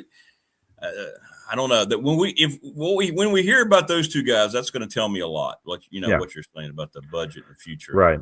Yeah, I mean, Gerdak seems like a money thing. Hansberry and Chester Frazier have been linked together for a long time, so I could see Hansberry sticking around if Frazier's there, and that's a good piece. He's a veteran piece inside. Do you think Chester Frazier's in line to get a job anywhere? There's a lot of jobs already open. College basketball. Yeah, I mean, if he's ready to take a head coaching job somewhere, sure. But he's probably being compensated pretty well as an assistant for Mike Young, and he's got familiarity in Blacksburg. So, again, until Virginia Tech comes out and like has an official statement about Mike Young's future. Yeah. Like we've talked about this last few weeks. Yeah. Like you don't need to give him an extension, like going into his final year, but at least you need to come out and say Mike Young's back. They haven't done that, have they? You're right. No, I mean publicly they haven't done it. I mean, Witt did to an extent with Mark Berman down at the ACC tournament, women's tournament. But it was in passing, saying, you know, he's our guy. But nothing from hey, Mike Young's back. Yeah. But I mean, if you go business as usual, then you know he's back. But at the same time, I don't know if you want the lingering questions of, you know, he's got only a year left on his contract, you know, what the future is. And hopefully we should get some clarification when we sit down with Witt here soon. So, but yeah, I agree with Wayne. Frazier's important from a recruiting standpoint, from what you do in game. You know, you got to make sure you keep him because you're going to need some recruiting in the portal because you don't have any high school kids who have signed. Like right now, your high school recruiting class is nothing, which not great. Yeah, that's bizarre, isn't it? Wow. Yeah. Well, I mean, and if the money, let's say these guys are already leaving because they see the handwriting on the wall, what can they possibly have to go out and try to get guys out of the portal that's going to be able to elevate the program? It feels like they're putting themselves in this situation over in Blacksburg a little bit with men's basketball. Well, if that's the case, you're going to have to get like the Isaiah Pashas from, you know, the CAAs. Yeah. And with all that didn't work out great. You're going to need to find some players who have high major experience that, you know, for a starting spot might be willing to take a little extra or a little less, a little less to come and play because it's like, hey, you got a starting role here and you're in the ACC, and the ACC is still a good league despite not having any teams in the Final Four this year. So, it's going to be, I mean, not going to the NIT, and I got some clarity on that. They weren't going to have a very competitive roster because you're going to have the guys going into the portal that weren't going to play. Hansberry wouldn't have played. So you would have had, like, Lawal's going to be focused on his pro aspirations. So you would have had, like, Hammond, Bedford, Shoot, and then who else? I mean, you've probably been like, all right, Sincere Jones, you need to get healthy. Like, that was going to be a problem. That's why they opted out of the NIT. They just weren't going to have any bodies. So, we'll see if Dorn sticks around. I guess now with Gerdak out, you can say, well, Tony Dorn, you're up. Next man up, come on. And honestly, I thought Dorn was going to be the big man that went into the portal and not Gerdak. So that was a bit surprising. David Cunningham and I both had that look of, wow, there's one reason why Gerdak would leave a place where he has a solid relationship with the coaching staff, and that's probably because some schools came in and said, we'll give you more money. Yeah, that's what it's all about. And that's what the portal, over 800 players are already in it, and it doesn't even open until next week. That's what Jeff Goodman wrote. Yeah.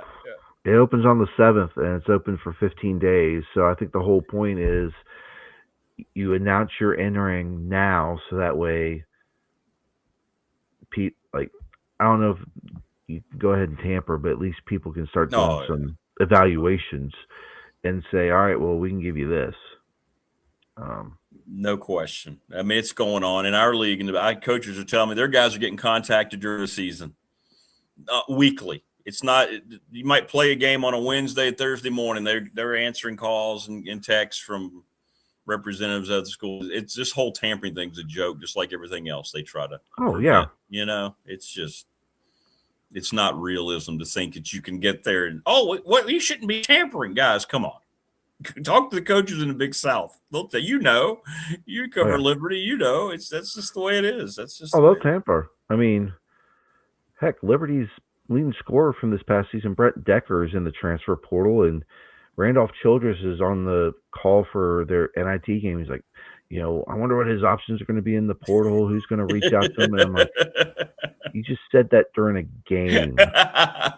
Did you say that, or did you think that? Yeah. And then he goes into the portal. But yeah, I mean, I know Radford's got to replace some pieces, but Liberty's got to replace 100% of its scoring, 100% of its starters, and yeah. No, it's going to be Radford's going to have a whole new team. I mean, it's just the way it might be a couple holdovers, but that's the way it's going to be throughout our league. Yeah, every roster is going to change. And I agree with Prometheus. It is football first in Blacksburg, but you're going to hear the people continue to complain about men's basketball. There seems to kind of be like a little bit of witch hunt going on with fans. The whole NIT thing, I've never seen anything like it in my life, where so many fans, DS, got so upset over not taking an NIT bid. They looked at it as a surrender flag. Well, you're giving us viable reasons why they may have done that. But, man, I've never seen so many people circle against the coach for not playing in what is a meaningless tournament. Yeah, and Mike Young probably wanted to play in it because he knew this would be valuable experience for his younger players. But if you don't have the roster, I mean, you might have been able to go out there with 5 or 6 players. Like, are you going to be competitive? Like, Virginia Tech could have been at home, and it might have been one and done.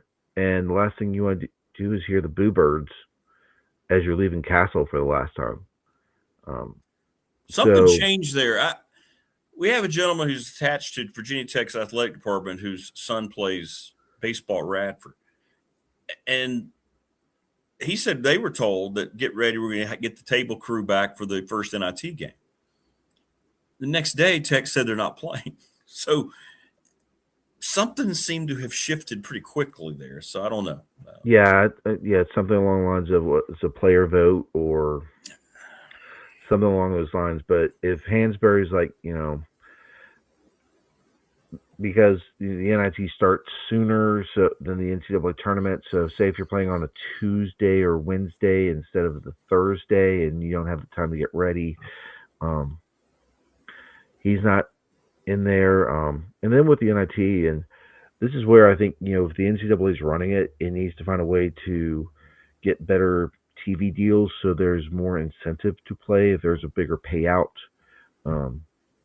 Because I know the college basketball, the NIL like pay for play tournament that's run in Vegas that Fox does with that's one of those where it's like, oh yeah, we'll stick around and play because they're going to pay us to do it. 100%.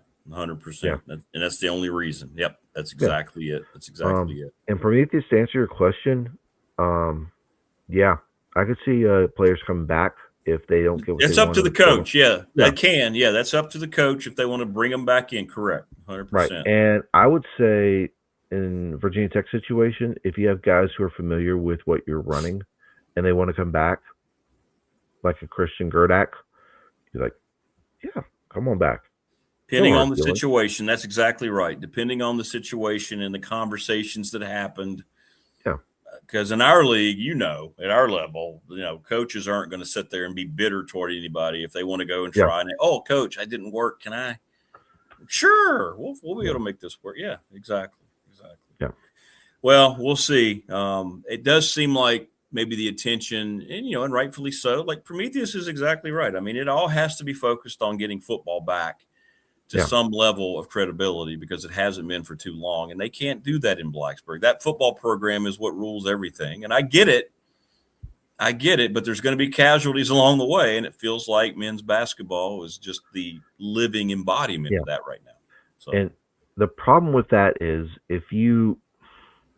because I'm thinking of it from the ACC initiative, the success initiative standpoint.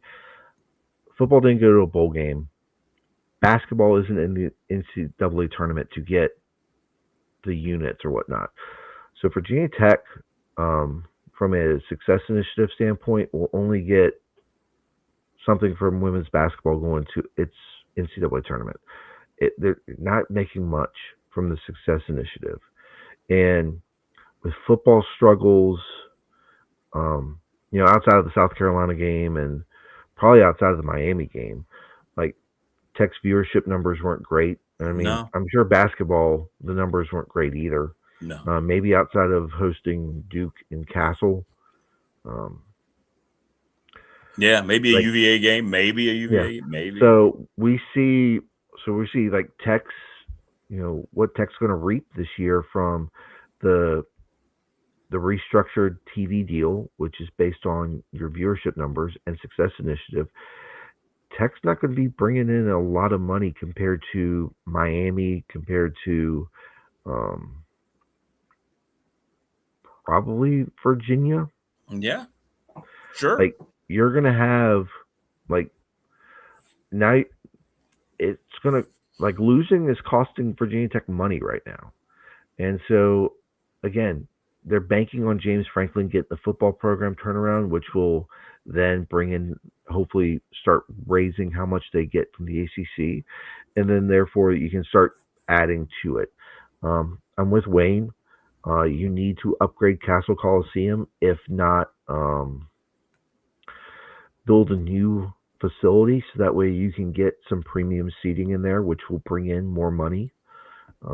Because what Babcock has told us this in our sit downs, that Castle Coliseum, you don't really have any options for premium seating in order to bring in certain clientele. And that's how I'm going to call it. You need to have the ability to have suites, have luxury seats on the baseline. You need to have these amenities that can draw in your higher paying donors and supporters who will be willing to pay a good chunk of money for season tickets that can bring in some money, and you don't have that right now. So agreed. Yeah. And then like David Cunningham went to Austin for the NCAA Women's Tournament, and Moody Coliseum was built in 2020, 2021, has a ton of amenities, and like the upper section is like suites, like a whole bunch of suites where you can wine and dine clientele. You can have your business trips there. You can do all of this. I'm sure Virginia Tech had some representative from the athletic department there and probably took a tour of Moody and got to see a lot of the things. And now you got to get these ideas of what you can do to elevate Castle Coliseum or a new arena. So that needs to be addressed. And I know Castle Coliseum upgrades and renovations are part of the Invest to Win strategy. So there's a lot that needs to be done. So, well, we'll see. We'll see if they decide to commit to that and what's going to happen with that roster, and we'll see what develops. No, they're going to be taking Easter weekend off. Coach Franklin, I think that's a good touch. Let the guys get away that can get away to family. I think that's very cool of him. But they're going to have their scrimmage, at the end of the week on Friday, and then guys get to go away for a couple of days. I don't know if it's a scrimmage on Friday. Let me double check. Is that what it is? I thought that's what Burnip said. I may be wrong. It could have just been a practice, but yeah, they have I don't know if it's a scrimmage or a practice on Friday. Okay. But then the following week, it goes back to the normal schedule, Tuesday, Thursday. Then I'm assuming Saturday would be a scrimmage. And then the week of the spring game, they have practices Tuesday, Thursday, Friday, and then the spring game. Because I think that's the week Franklin wants to get them acclimated to what a game week is like in Blacksburg. So that's why you have the extra practices leading up into the spring game, and hopefully you don't get any injuries during that week, and then you have to change the format from an actual competitive game to we're going to do offense versus defense because I know exactly. Hey, when's your quarterback piece coming out? That's kind of cool. People are going to be excited. Quarterback pieces. I'm going to do something on Baker. All right.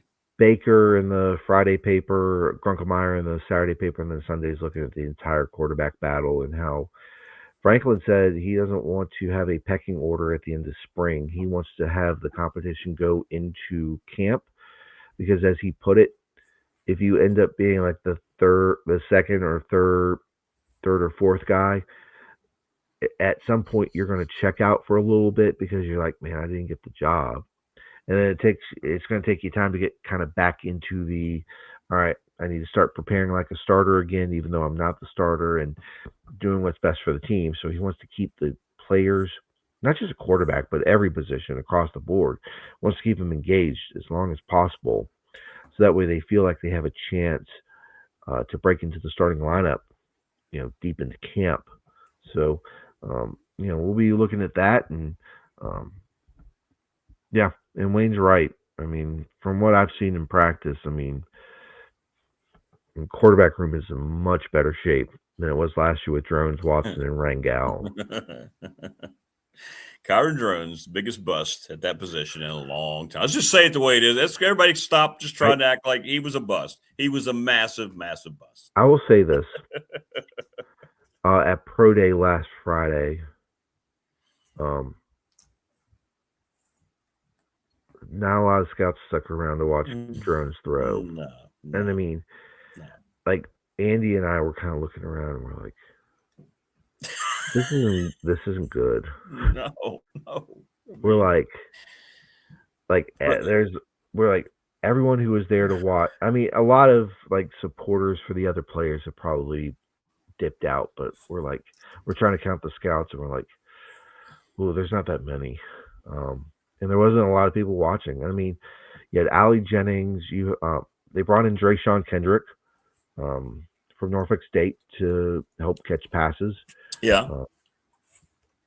They had to use Harrison St. Germain and Jerikas Hairston to help with that. And they also brought in one of Cam Ward's favorite receivers from his time at Incarnate Word in Washington State to run routes. So, But Drone said all the scouts have talked to him just about being a quarterback, and he hasn't talked about a position change. And I would say, if he gets into the league and then they say, in order to stay on this roster, you need to look at tight end, he'll do that. I mean, Logan Thomas did it.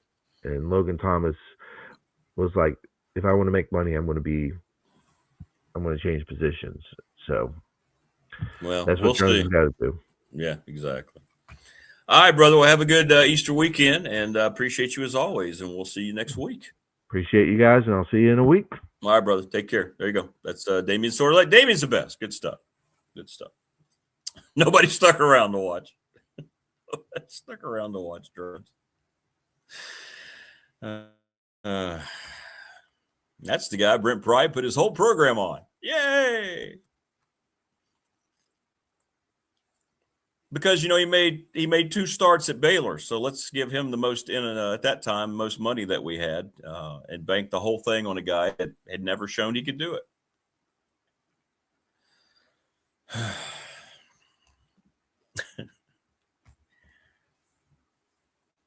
But to my point from earlier, what Damien just said, David Teel going to join us, then Bill Roth, by the way.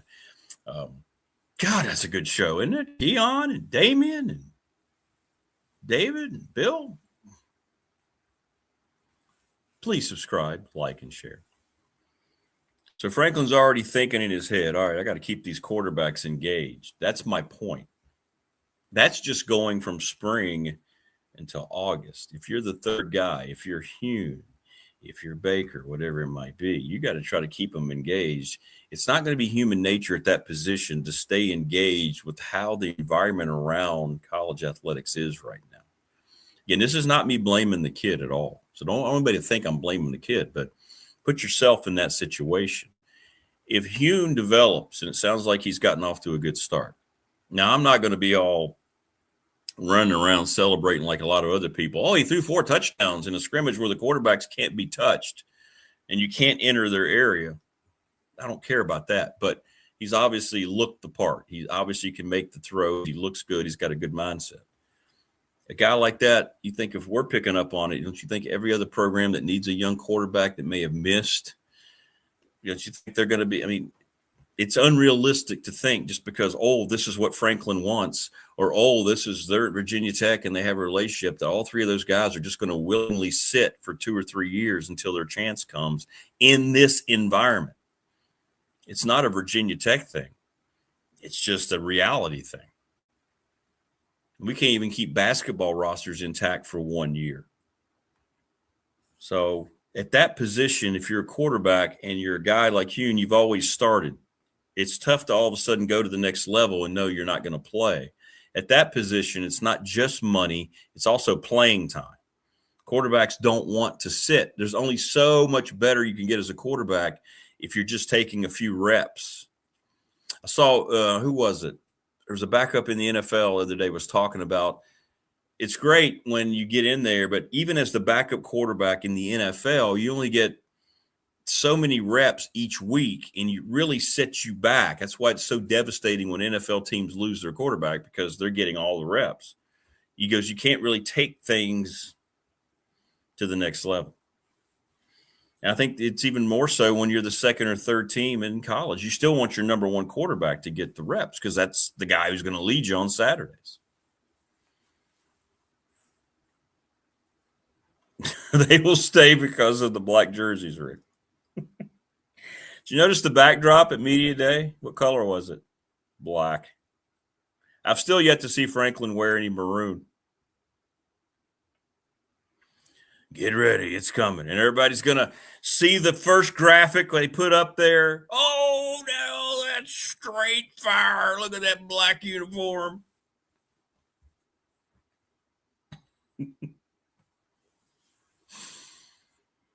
So next Tuesday, Radford, we host Tech softball. They're coming over. They always do the same thing as baseball. They do a home game at each, and it should be. That's the way it should be.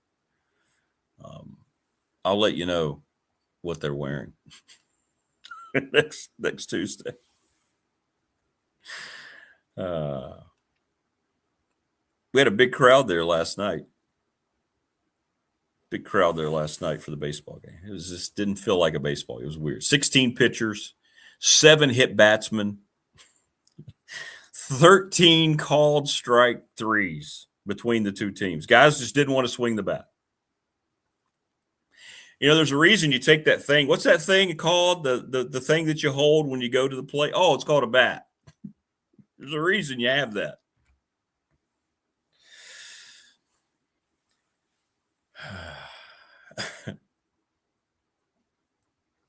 Tech goes to Miami, and Radford hosts Upstate next.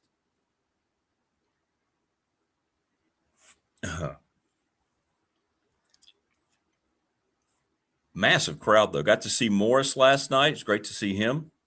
He came out and hung out. No, I didn't do it. I did not. Because I knew we'd have a pretty big audience. You know, a lot of Tech fans were chiming in. I mean, were watching, joining us. And so, yeah, I didn't do my Yoda. Thought about it, but I did not. Yeah, 2 teams that were 500. That's right. Tech now 1 over, Radford now 1 under after last night. Yep. But we did have a really big crowd. It was a fun atmosphere. Just a 3-hour and 45-minute baseball game, though, on a Tuesday night. Not ideal. It's always ideal when this gentleman joins us. He's David Teel. David, how are you, Mr. Hall of Famer? Good morning. A 3-hour, 45-minute baseball game is less than ideal on any night, let alone Tuesday. Oh, David, it was awful. It was awful. 16 pitchers. It was a midweek. You know what I'm talking about. Woo! Yeah. Oh. Final Four is here. I just wanted to get your thoughts going back to the Duke collapse and then the in play. I mean, you've watched a lot of this more than anybody. You've seen all these games. What do you think, man? I was shocked. That was a shocking finish to me. Yeah, shocking and so sudden the way it happened. You know, there's no timeout, but between the made free throw and then the inbounds pass and then the Caden Boozer turnover there near midcourt and the Braylon Mullins shot. And, you know, a lot of buzzer beaters break ties. and prevent overtime or force overtime. This one flipped it. And that's, again, what makes it so jarring. I mean, Duke's going to the Final Four until it's not. Right. And yeah. UConn led twice. It led 2-0, and it led 73-72. Quite reminiscent of Duke's loss to North Carolina, where the Tar Heels did not lead until 0.4 seconds remained in the game. And as you put out on X, I mean, Carolina and Duke both lost 19-point leads. It cost one coach's job. John Shire won't lose his job, obviously, but he's got people were posting some of his failures in the postseason. But it's just one of those things that happens. It's human nature. You think everybody says he needed to do this. I've said the same thing, but a lot of times you're just not thinking in that moment, right? It happens all the time. Well, look, John Shire's in good company among coaches who have squandered big NCAA tournament leads late in the bracket. Mike Krzyzewski, Roy Williams, Tony Bennett, Gary Williams, Bill. We can go down the line. Yeah. It happens, but it's now happened to Shire twice in as many seasons. And he's got to own it, and he will own it. And look, John Shire is exceptional at his craft. He has assembled rosters and managed them just exceptionally well. And he's going to win a national championship. It's just a matter of time. He may win multiple titles. When you're Duke and you have those resources and access to the best talent, the odds are in your favor. But he's also quite good at his job. I mean, the guy just won 2 ACC tournaments in consecutive seasons, one time without Cooper Flagg, and then the other one without 2 starters. Right. You don't do that unless you know what you're doing on the bench. Yeah, and a lot of those things that are said or written are emotional things that happen after the fact, right? They don't take into account all the obvious things, right? But as you look ahead, what do you like? How do you like this breakdown? UConn got the momentum now. Illinois, the surprise visitor into the Final Four. And then on the other side, it's 2 monsters going to go head-to-head. Godzilla versus Megalon over there with Michigan and Arizona. Yeah, those are 2 wagons right now, Rick. And Arizona's the only conference tournament champion in the Final Four. Wildcats have won 13 in a row. But yet I think you can argue Michigan has been the most dominant team in this tournament. In fact, its demolition of Tennessee on, what was that? Was that Sunday or Saturday? I forget. Yeah. Was the most lopsided regional final since Michigan just boat raced Virginia in 1989. En route to the national title. This team, wow, Yaxel Lindenberg is so much fun to watch. And I know Carolina fans love to trash Elliot Cadeau, but he's been good at the point for the Wolverines. He hasn't been great, but he's been good, and they've got so many pieces around him. And Dusty May is obviously at the top of his game. I mean, the guy took Florida Atlantic to the Final Four, for heaven's sake. And you think Carolina fans are going to be watching Saturday night? Because is their next coach Tommy Lloyd or Dusty May? I don't know. Or is it Billy Donovan? I think it's one of those 3. It feels like it. And the way Tommy Lloyd came across yesterday, and we've seen it how many times, right? The way they answer those questions, that – I was going to ask you directly about the Carolina thing. It kind of feels like you're not hearing a lot, which makes me think you're exactly right. One of those 2 guys, I think, is going to be named the head coach. It just feels like that. It does. And Ward Manuel, the Michigan AD, has kind of fueled some of the speculation and not shot it down, and talked about how he really wants to keep him and keep Dusty May, that is. And it'll be, I think, soon after the Final Four, and it's got to be soon after the Final Four since the portal opens Tuesday. I mean, but it's North freaking Carolina. I mean, I know you're in a great job and you might win a national title, but this is North Carolina, arguably the bluest of all the blue bloods ever. Come on. I mean, it just seems like it is, Rick, but it has its own degrees, high degrees of dysfunction, and not the least of which is because of who's running the football operation. Exactly, 100%. And all the resources that are being poured into that. And then you've got an athletic director transition going on from Bubba Cunningham to Steve Newmark, and the whole future of the basketball arena still hanging out there. They've put that on delay until they get their new coach and get him properly researched. But Carolina is the bluest of the blue, literally and figuratively. But it's somewhat diminished because of the dysfunction. Well, finally, let me ask you about the other side. Who you like? You like UConn, or can Illinois, keep this thing going? Dan Hurley has never lost in the Sweet 16 or beyond. That's remarkable. He's 10-0. That's incredible. Yeah. It's really hard to bet against UConn in that particular matchup. Now, these two teams met back on Thanksgiving Friday, and I think it was either Friday or Saturday of Thanksgiving week. And UConn won it at the Garden, but that was before Keaton Wagler became Keaton Wagler. He was just some freshman nobody had ever heard of, literally, because he was like the number 300 prospect in the country out of Shawnee, Kansas. And now he's a lottery pick. It's one of the most remarkable emergences and improbable ones that we've ever seen. I still like UConn. I like Michigan. And then I like Michigan to give the Big Ten its first championship in 26 years, which is a mind-bending yes, famine for such a storied and wealthy conference. That's one of those. I saw the graphic twice over the last couple of days, and I had to go back and check. That's not right. Yeah. Right. It's weird. Was Izzo the last one? Yeah. Izzo in 2000. Wow. Well, it's going to be a lot of fun, and can't wait to get your reaction. I know you got a jet, so we appreciate you hopping on, man, as always. Want to get your take on that. And this Carolina thing, I think, is going to bust open pretty quickly after the weekend. Feels like it anyway. So yeah, I would virtually guarantee it. Yeah. All right, my friend. Take care of yourself. Have a great rest of the week. All right, Rick. You too, man. Thanks. Thanks, David. Thanks, man. There you go. David Teel. Appreciate that.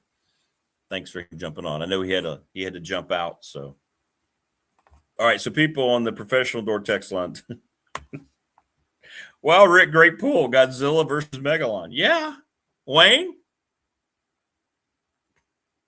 That was one of the first Godzilla movies I remember seeing. I saw the old, growing up, the old movies from Japan. But Godzilla versus Megalon, now that was the real deal. That was his name, right? Megalon.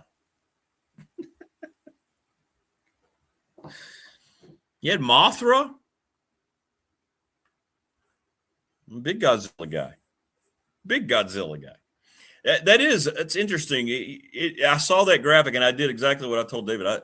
When I saw that, somebody posted that 26 years since the Big Ten's won a college basketball championship. That's not right. Somebody snuck in there and won, right? Michigan or Izzo's won more than that. Wisconsin, they did that. Indiana had to have won one. No. So he likes Michigan over UConn. We'll see. It's going to be interesting. It's going to be that should be a fun game, that Michigan-Arizona game. And 10-0 for Dan Hurley. Yeah. That's pretty good. After the Final Four, by the way, I'm pretty close with Roger Ayers. I'm going to try to get Roger on here and talk about lots of things with college basketball and officiating. For my money, he's the best college basketball official out there. and I've known him a long time, and he's working the Final Four. You see Roger everywhere. He's the guy. Roger's paid his dues, man, and that's why he's elevated to the point to where he's the one official I think that coaches know they can just talk to and trust. And that whole thing with Hurley got, in my opinion, it may have looked bad, but I don't think what was going on there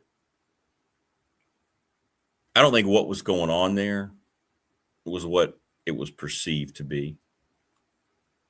We'll see. Yeah, I'll disagree with that, Prometheus. I mean, UCLA basketball has won 11 national titles. I mean, you're right. They haven't won one I mean, that's a long time to go. 30 years they haven't won one, but they've been in two Final Fours, 3 Final Fours since then. I mean, if you're basing it on championships, then Keon's right about UConn. And I still don't think UConn is a traditional blue blood.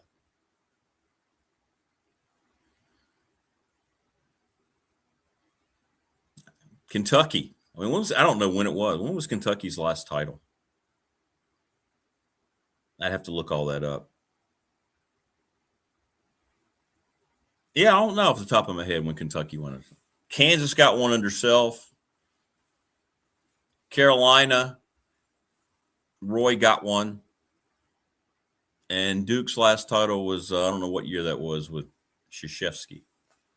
Because then you're putting in new blue bloods. Maybe it's a term that doesn't make sense anymore. Maybe we should just get rid of that term. But I think getting to Final Fours, getting to Final Fours are probably is still, because not only one team can win the national title is what I'm saying. So maybe getting to Final Fours is the criteria you need to use. But yeah. But I hope they're good games. I hope we get good games. We'll see. I know the women's tournament's been a bust again. The hard truth about the women's tournament is it's not very entertaining.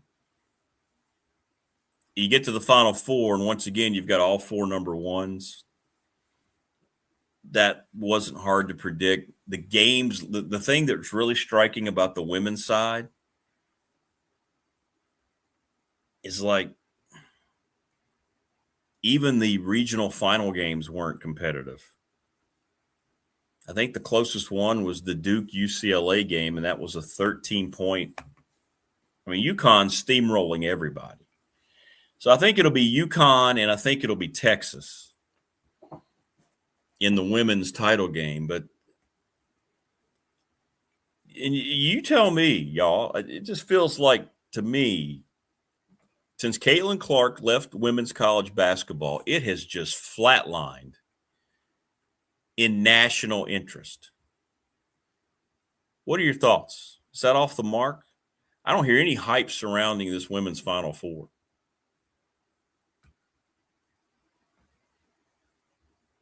What do you think? What do you think?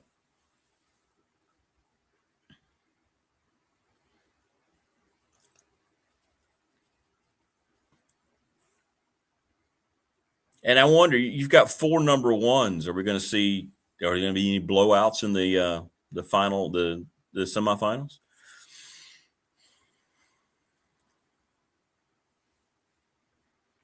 But it all seems to have flatlined.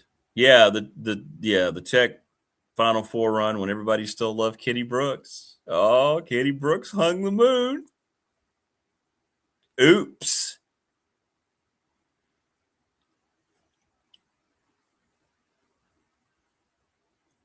But the women's tournament is just, there's not much there for enjoyment in terms of close games and competitive games.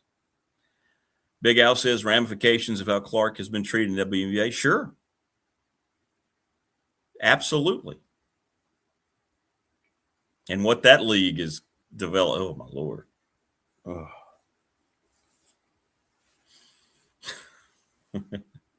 WNBA. Yikes. Hey, but they all got new contracts, even though they're $40 million in debt every year. But it felt like there had been a breakthrough with Clark. And I've never seen a once-in-a-lifetime superstar in a sport get so unanimously have her legs cut out from under as many people plotted to do that in and around women's basketball. It's bizarre to me. It's bizarre to me.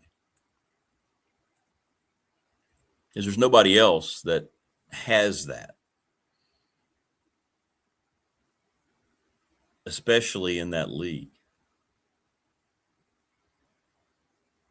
But it is just, it's kind of flatlined from a national interest perspective. It just has. And it's not competitive. The regionals aren't competitive. Nothing about any of those regionals, those 4 teams came through, were competitive. So, and that adds to it. And that adds to it. You not only mismanaged Clark, Wayne, but almost went out intentionally against her. Intentionally against her. I mean, players were trying to physically hurt her, and the league did nothing. It's bizarre. It's bizarre. Is it racially motivated? A lot of people think so. Was it jealousy? A lot of people think so. Whatever it was, her status is no longer anything what it was, and she's kind of retreated a little bit. And they had a chance, man. They had a chance. That was their one window, because you're not going to find a star like that again. It's just not. It's going to be a while. It's going to be a while. But they had their reasons, and now they're going to reap, I guess they call it benefits because of their new deal. But we'll see how that league handles. Everybody talks about how their new broadcast and media rights deals are going to help them. We'll see. We'll see. But the women's Final Four is all right there. All number 1 seeds yet again. That's right. It is April Fool's Day. How about that? April Fool's Day, 2026.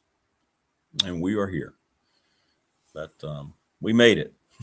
We made it through. We made it through. Well, it's no April Fools. Joining us now on the program, he is the voice, the quintessential voice of Virginia Tech football, Bill Roth. What is up, William? It's been too long, my friend. It has been too long. It has been. Good morning to you. Good morning, everyone. How's everything? Good, man. How are you? How are you been? Everything good? I'm great. We're 17 days away from the Hokies spring football game, and I'm excited about that. Fingers crossed for good weather. We're coming down to the final few weeks of the academic semester. You know, I've got all these students in our SMA, our sports media analytics program. Excited about yesterday. By the way, I want to thank you and the folks at Radford for helping a couple of our students yesterday. Game. Yeah. You know, when you're in college and you have a chance to travel on the road, regardless of where it is, and do a road game, you recall how that was. It's always exciting. And so I'm glad they had that opportunity yesterday. So thanks to all the people over at RU. Yeah, of course. Got to talk with both of those gentlemen. They were great. And they were having a blast. So that's what it's all about, man. That's what it's all about. So, well, it's also all about spring football, man. Here we are. We're encapsulated in it. Fans are going nuts at James Franklin's era. It's underway. Some of your initial thoughts, I know when he got here, you and Mike had a great sit down with him. And what were some of your impressions when you met him for the first time like that? Well, after watching him and his staff for a few months, it's pretty clear they know what they're doing. Not only are they really good coaches, and his staff's really remarkable. It's enlarged. We've got more coaches and analysts than we've ever had, but they know what they're doing. And I think the other thing that Coach Franklin brings after watching him for a few months is the perspective. He gets it. He knows how it works. Not every day is smooth. Not every day is winning. And in fact, most days there's winning and not winning, right? And it's somewhat of a microcosm of life, right? But I think he's been through it. He's a great leader for what we need right now. He's done this at Vandy and at Penn State, where he's had to change things, and he usually gets things done quickly. And in the portal era that we've got, you can see our roster is so much different than it was the last time that we took the field up in Charlottesville. Not even close. And I'm excited about not only the new players. We had a bunch of mid-year enrollees. We had a bunch of transfers, as everyone knows. But, man, the returning players are really invigorated. You know, Kamari Copeland of 26 isn't the same guy as 25, or Aiden Green. Yesterday in the press conference, Coach Pry was talking about Asen Stevens. There's another guy that's really made a big step forward. And I think that there's a rejuvenation among our returning players as well. So it is a much different team than the one we saw down the stretch in 25. And so for me, it's really exciting.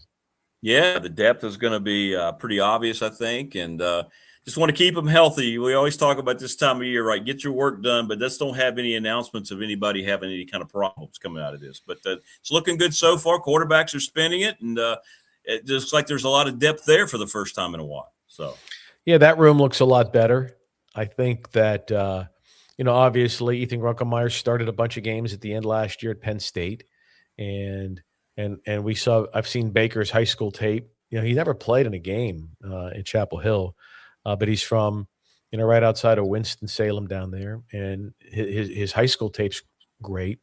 And then, he's a real interesting guy. And I encourage everyone to watch. Liz Kitley has her podcast going, and she had him on. And, he's creative. He's intelligent. He's articulate. He's got his own line of swag going. That's really interesting. And then, Troy Hume came in early, a California player who had committed to Penn State.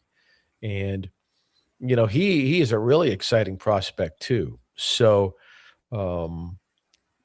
it has been a while since the Hokies had in fact, someone sent me an email on this. It has been a while since the Hokies had a quarterback that they recruited out of high school as a quarterback and then became our starting quarterback. I mean, I think it was Logan Thomas, but wow. Even everybody we've had seemingly has been a transfer. Now that's not atypical, right? If you look around the country, lots of teams are doing that. Like even last year, right? Miami and Indiana, the two teams that played for the championship were quarterbacks. And I was joking, I guess it was Coach Montgomery last year a little bit about it, and Coach Pry, that, it seems like Notre Dame just takes Wake Forest's quarterback every year.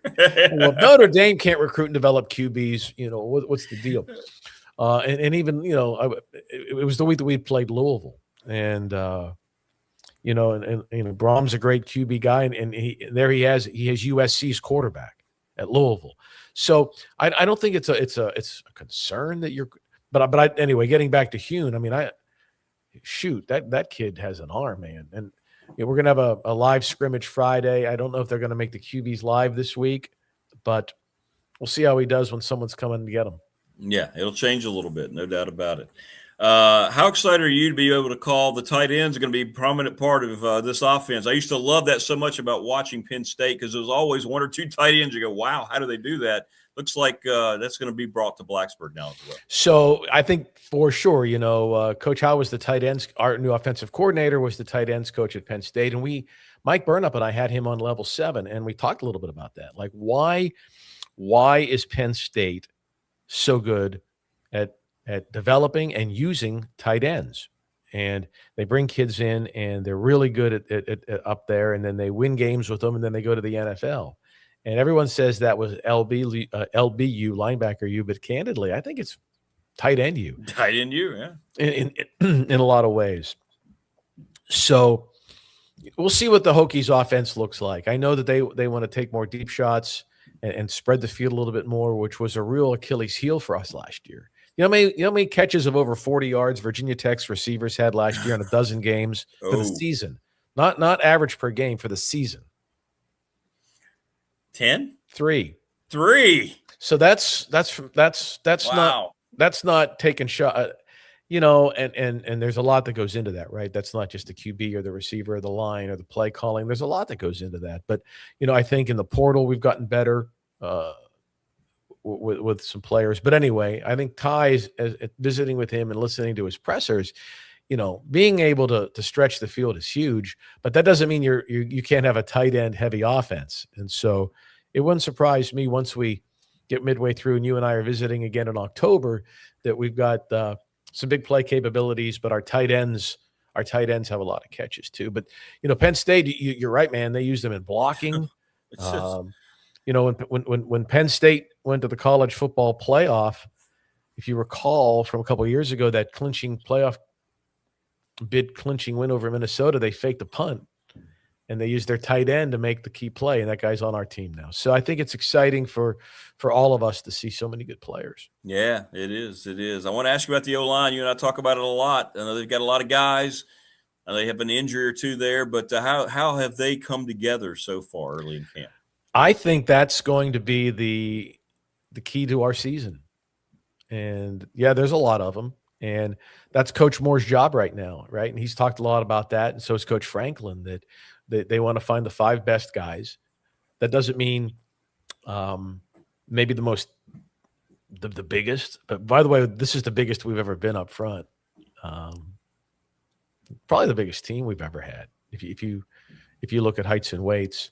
But it's who works together. And we've got some guys coming back. We've got some new players in there. I mean, clearly – the Hokies signed 7 high school offensive linemen and got 4 in the portal. That's 11 new offensive linemen. So I think the first thing that when Coach – one of the interesting things about this whole thing, and we'll see how it turns out, but, Coach Franklin being able to be here in November, if you recall, he had a chance to watch us play and get a sense of strengths and weaknesses. And then obviously with Coach Pry's insight, he had a running start, and I think that's why I say what I let off with, Rick. The talent level is much different today than it was in November when we were getting ready to play UVA. Right. And not only that, the culture is different too. When there's a coaching change, it can be really hard. We had some really good. I'll say really good. We had some impactful players bail on us during the course of the season. And, there's Sam Seifkes trying to put a defense together, and the parts that he thought he'd have, he didn't. And it wasn't guys hurt. And I think the culture and the focus, and that goes back to Coach Franklin too, and his staff, right? Not only the coaches, the assistant coaches, but the whole group,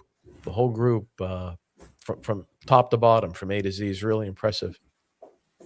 Couple questions for you, Bill. Brandon asked, Bill, was there a player that you were most excited about seeing here in 2020? Is there one guy that stands out? See, that's a very good question, Brandon, but that's one that will get me in trouble. There might be, but there might be a handful of guys too. So yeah. Usually when you go into the spring, you say, oh, I really want to watch this guy play, or this mid-year enrollee, right? Oh, this kid signed and he enrolled after graduating high school early. We're going to see him in the spring. I want to see a lot of players, and everyone obviously focuses on the QBs, and rightly so, right? But let me think. Ethan Gronkemeyer and Baker and Hune at quarterback. I'm excited to see what they can do.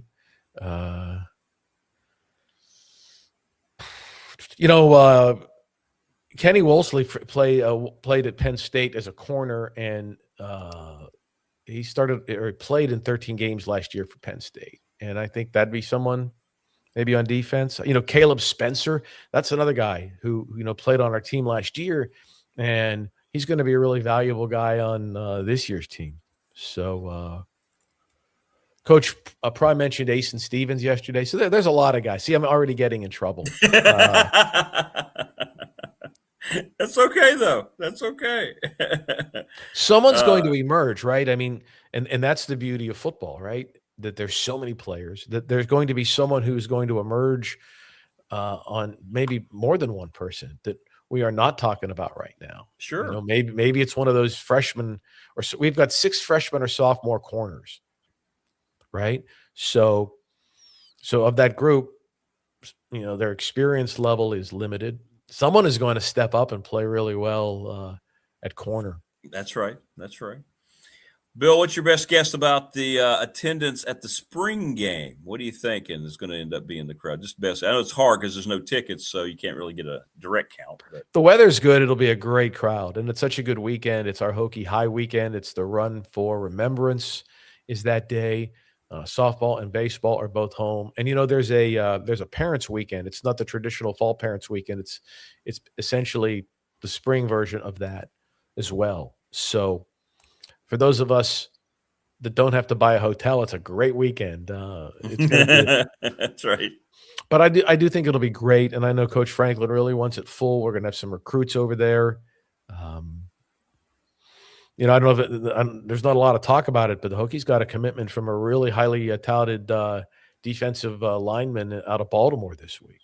And, you know, the recruiting never stops either. And that's the beauty of having this big staff, is that spring football can be going full speed ahead, and recruiting is going full speed ahead simultaneously. And I'm glad, going back to the Board of Visitors and with Babcock and what they did to get more funding for football, the staffing and the depth of personnel administratively is so much different as well.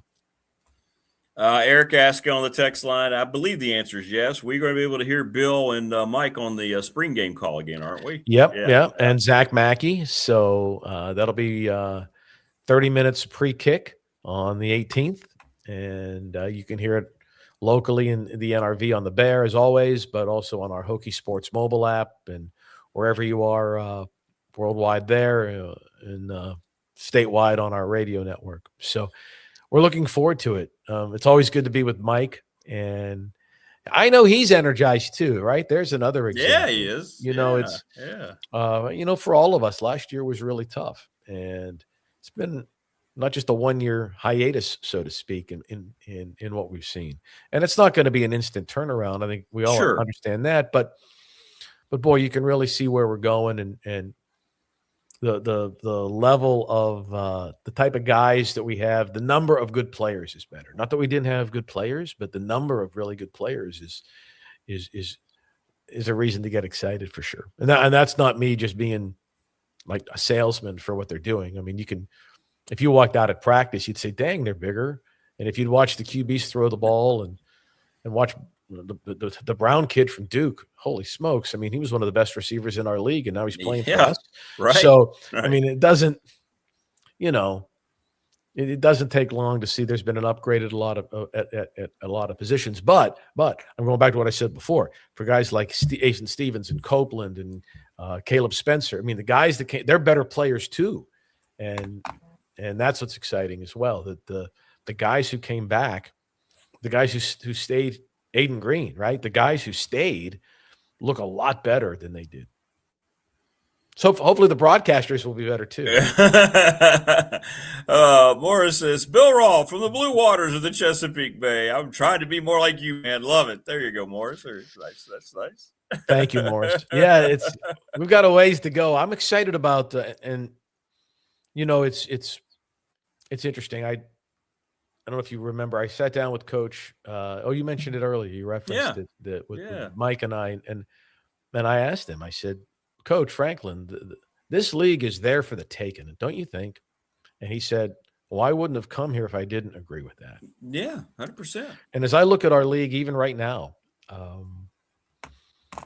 you know, I guess Miami's got to be the favorite again, but they didn't win it last year. Although they made the championship game. And I think that we're all, and by we, I mean everyone in college athletics is trying to figure this out. It's almost like every year the rules are changing, or something is new and different. And just when you think you've got this portal thing figured out, well, one school does something different. Once you think you've got revenue and eligibility figured out, a school or a judge does something else. Right. And you know, the NCAA lost its appeal again in Mississippi. yesterday. So it's you've got to be, I don't know what the way to put it, head on a swivel. It's like you're playing Monopoly, and every time around the board, the rules have changed. Right. And so, but they're going to change, right? So just because you've got a bunch of houses on Boardwalk and Park Place this time around, they may not be Park Place the next time. Sure. And so if you're an athletic director or a coach, or an attorney, you're watching this, trying to figure out, well, who's in charge, who's running it. But the teams and the schools, I should say, the schools that are flexible enough to understand that what the rules are in what's April, right? April of 26. We might be playing under some different rules. Yeah. In April of 27. That's right. That's right. And basketball too, right? So yeah. You just got to know it going in that, okay, we know this, but there's a lot of unknown out there too. And I think that when you're talking about football and you've got hundreds of people involved, it's challenging. And the money, of course, is ridiculous, what you're talking about. But that's not going down. And no, it's not. It's not. And it will continue to go up. So yeah, it's a challenging time for administrators because and coaches too, right? More questions to get the voice of tech. Yeah, I'm good. I'm in good shape here. Whatever you need, man. All right. Well, here's another one though. It could get you in trouble. How many wins are you expecting here in year number one? This is going to sound like such a cop-out. I have no feel for Cal's roster or UVA's. Correct. Like, I have a pretty good sense, and we will, like, after the spring game, and of who we've got and what our team's going to look like. I got no clue what UVA's got. Exactly. And and it's not our job to know. We don't play them till November, right? But we know, like, all right, they got the Prabula kid from Missouri, and they got the kid from Pitt, and then last year's QB is suing to get back. I mean, and then it's not just the quarterback. And the same with Cal. I mean, their quarterback, Sangapula Telly, he's back, but they've got a new coach, and we've got to play them on the road. I think Miami showed last year that they had a really good team, and then they filled in with all these parts, but they didn't win our league. Right. So, it's I think SMU could be really good again, and we got to go there. So that's a cop-out answer. No, I say the same thing. I don't know. People are asking me already. I don't know. I want to see. I got to see what else is coming out of spring. I don't know what everybody else has. I know. Yeah, and it used to be you had a sense, right? Like, yeah. Like I know some of my friends in Pittsburgh think Pitt's going to be great. So College Football News has Pitt second in the ACC this year, behind Miami. Well, how can you possibly know that? I know. Agreed. They might, right? They might. I'm not saying they won't. Sure. But so I think that it would be reasonable to expect that we play in a bowl game. How's that? There you go. Yeah. Is that reasonable? Yeah, absolutely. 100% it is. 100%. That's a good answer. How is Baxter? We've got multiple requests. Check. We got the he's not chat here. room. We got the he's phone, still the text sleeping.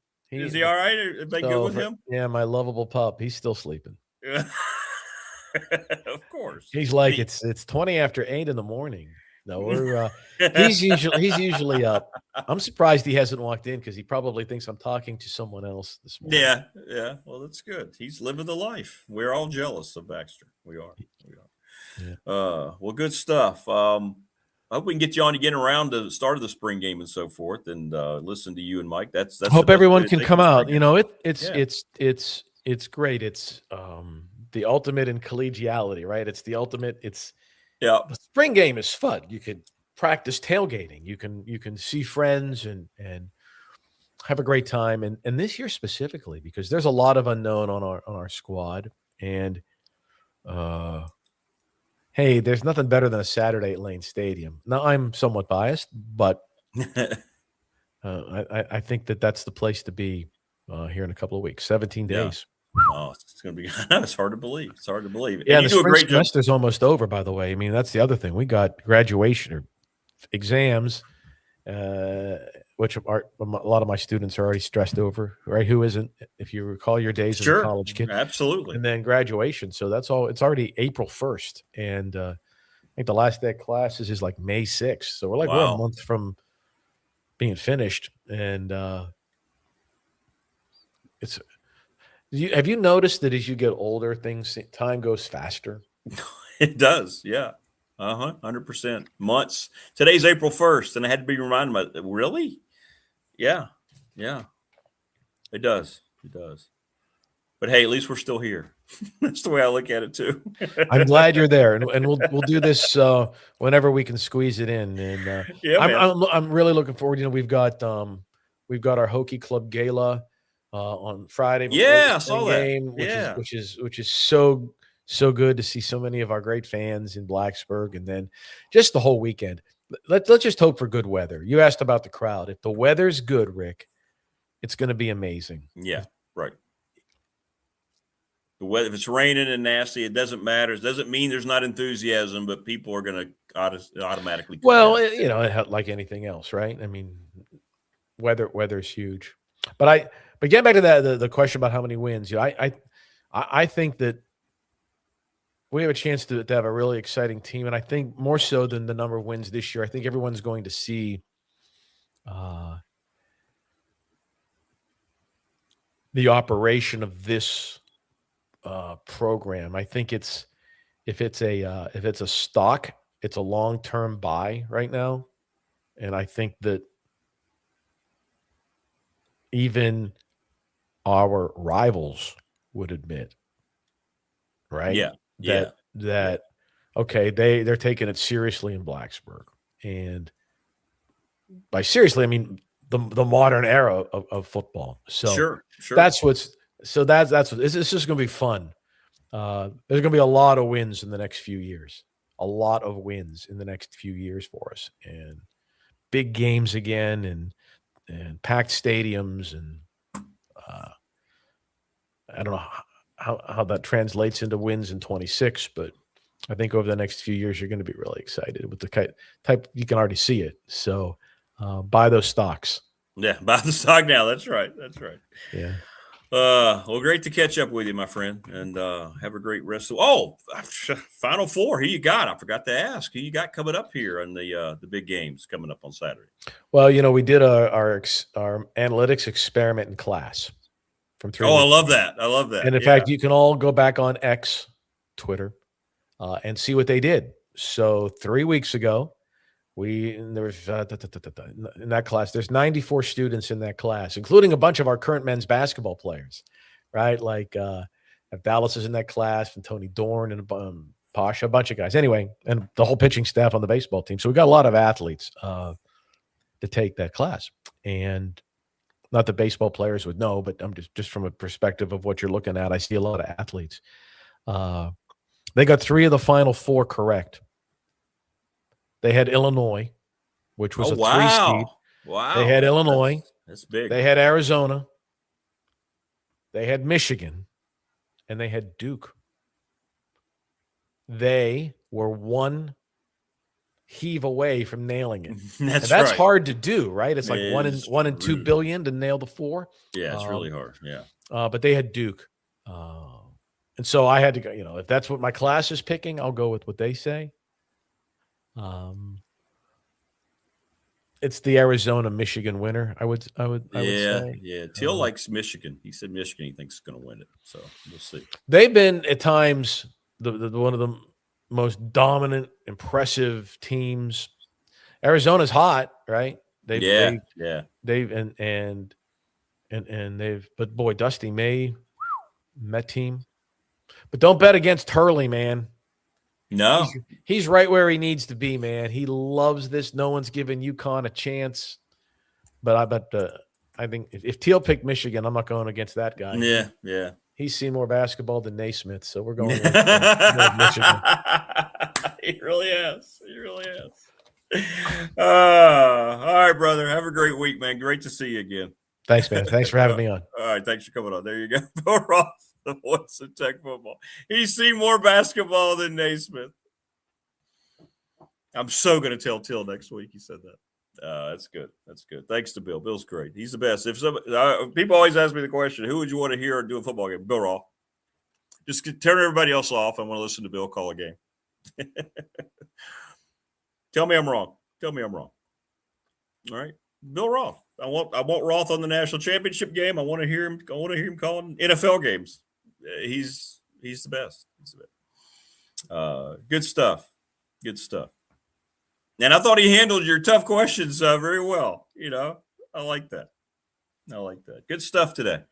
That's a lot of show, peeps. We got Kion Brown, who was great.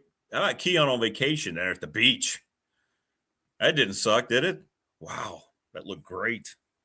Damien Sordelett, David Teel, Bill Roth. Kidding me? Come on. Free value entertainment for you, America. Thanks to everybody in chat, all of our great sponsors we've talked about. We keep it rolling again tomorrow on Thursday. Hope everybody enjoys. Right now, the sun is out. I mean, earlier.